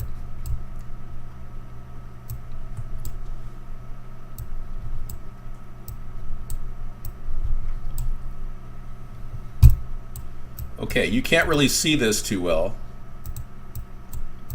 I'd love to, well, you can't see it at all now. I know. I'm on the page. They actually talk about the esoteric meaning of Lucifer. I mean, this is an organization that is embedded at the UN doing, they're a roster level group that actually is involved in the deep transactions of the UN. And they go on to talk about how their name is connected to Lucifer or not connected, depending on how you read it. Okay, I'm going to leave you with that thought tonight and that link to the Lucis Trust Fund, who are at the helm of the global world order and the new world order and the UN and how it integrates in all of our personal lives in a way that we shouldn't even have to deal with, and how powerful these people are. And just remember that we are being attacked by people that believe in Lucifer. I'm not making this up either. All right, everyone, thank you for coming in to Conspiracy Monday. In a tradition of playing conspiracy videos at the end of our show, I'm going to play you 9/11 videos that I haven't touched on the 9/11 subject whatsoever, except briefly. And you guys can find out what you believe is true or not true based on the information that's come in. I'm going to show you a couple videos that'll blow your mind, and just go from there. Let's start with the most recent one that we just saw with Bush reading in front of the kids words that are indicative of the actual attack on the Trade Center. And this just came out last week. I'm going to bring you that actual clip. Bush 9/11 classroom ritual, where they actually recite words like kite, steel. You'll see it. Check it out. Get ready to read all these words on this page without making a mistake. Look at the letter at the end and remember the sound it makes. Get ready. Kite. Yes, kite. Get ready to read this word the fast way. Get ready. Kid. Yes, kid. Sound it out. Get ready. Kid. Sound it out. Get ready. Kid.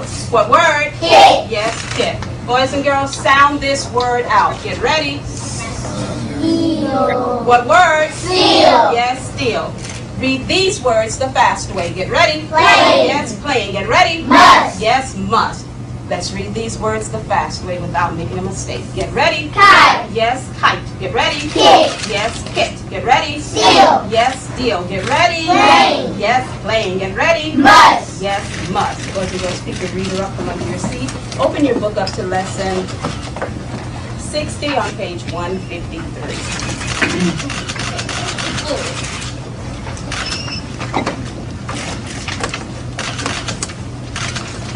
At the count of 3, everyone should be on page 153. If the yellow paper is going to bother you, drop it. Thank you. Everybody touch the title of your story. Fingers under the title. Get ready to read the title, The Fast Way. We're waiting for one member. Thank you. Fingers under the title of the story. Get ready. The pet goat. Yes, the pet goat. Fingers under the first word of the story. Get ready to read the story the fast way. Get ready. A girl had a pet goat. Go on. She liked to go running with her pet goat. Go on. She played with her tail. Try it again. Get ready from the beginning of that sentence. Get ready. She played with her goat in her house. Go on. She played with her goat in her yard. Good job. Go on. But the goat did some things that made the girl sad. Let's clean that up. Get ready. Start with but. Get ready. But the goat did something that made the girl sad mad. Go on. The goat ate things. Go on. He ate cans and he ate Try that again. Get ready. He ate cans and he ate cans. Good job. Go.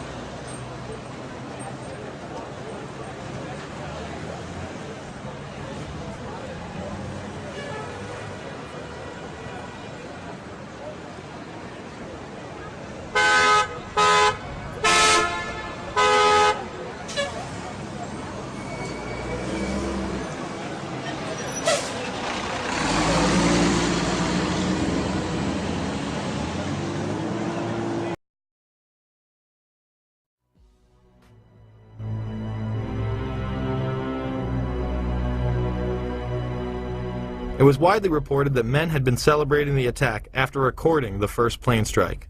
They were not Al-Qaeda, but they were detained. I grabbed my binoculars and I could see the towers from my window. And this is where I'm looking. And all of a sudden, down there, I see this van parked.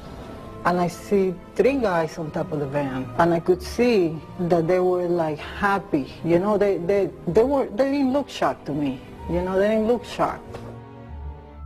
There was a group of Israelis, some of whom later were revealed as Mossad assets, who were arrested after cheering and high-fiving and videotaping the crash of the airplanes into the World Trade Towers.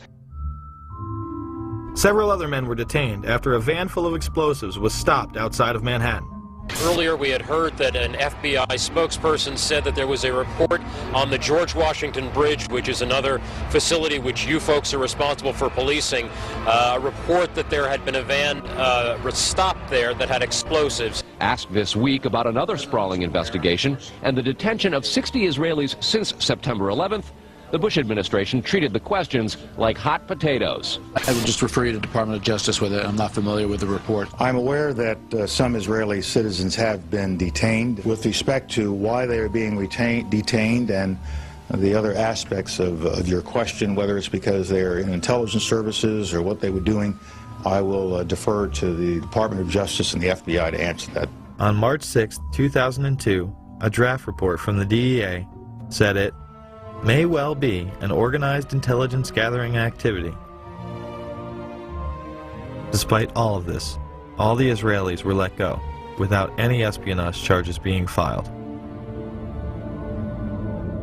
Fox News anchors Britt Hume and Carl Cameron would do a 4-part investigation into these allegations in December of 2001 and yield stunning results.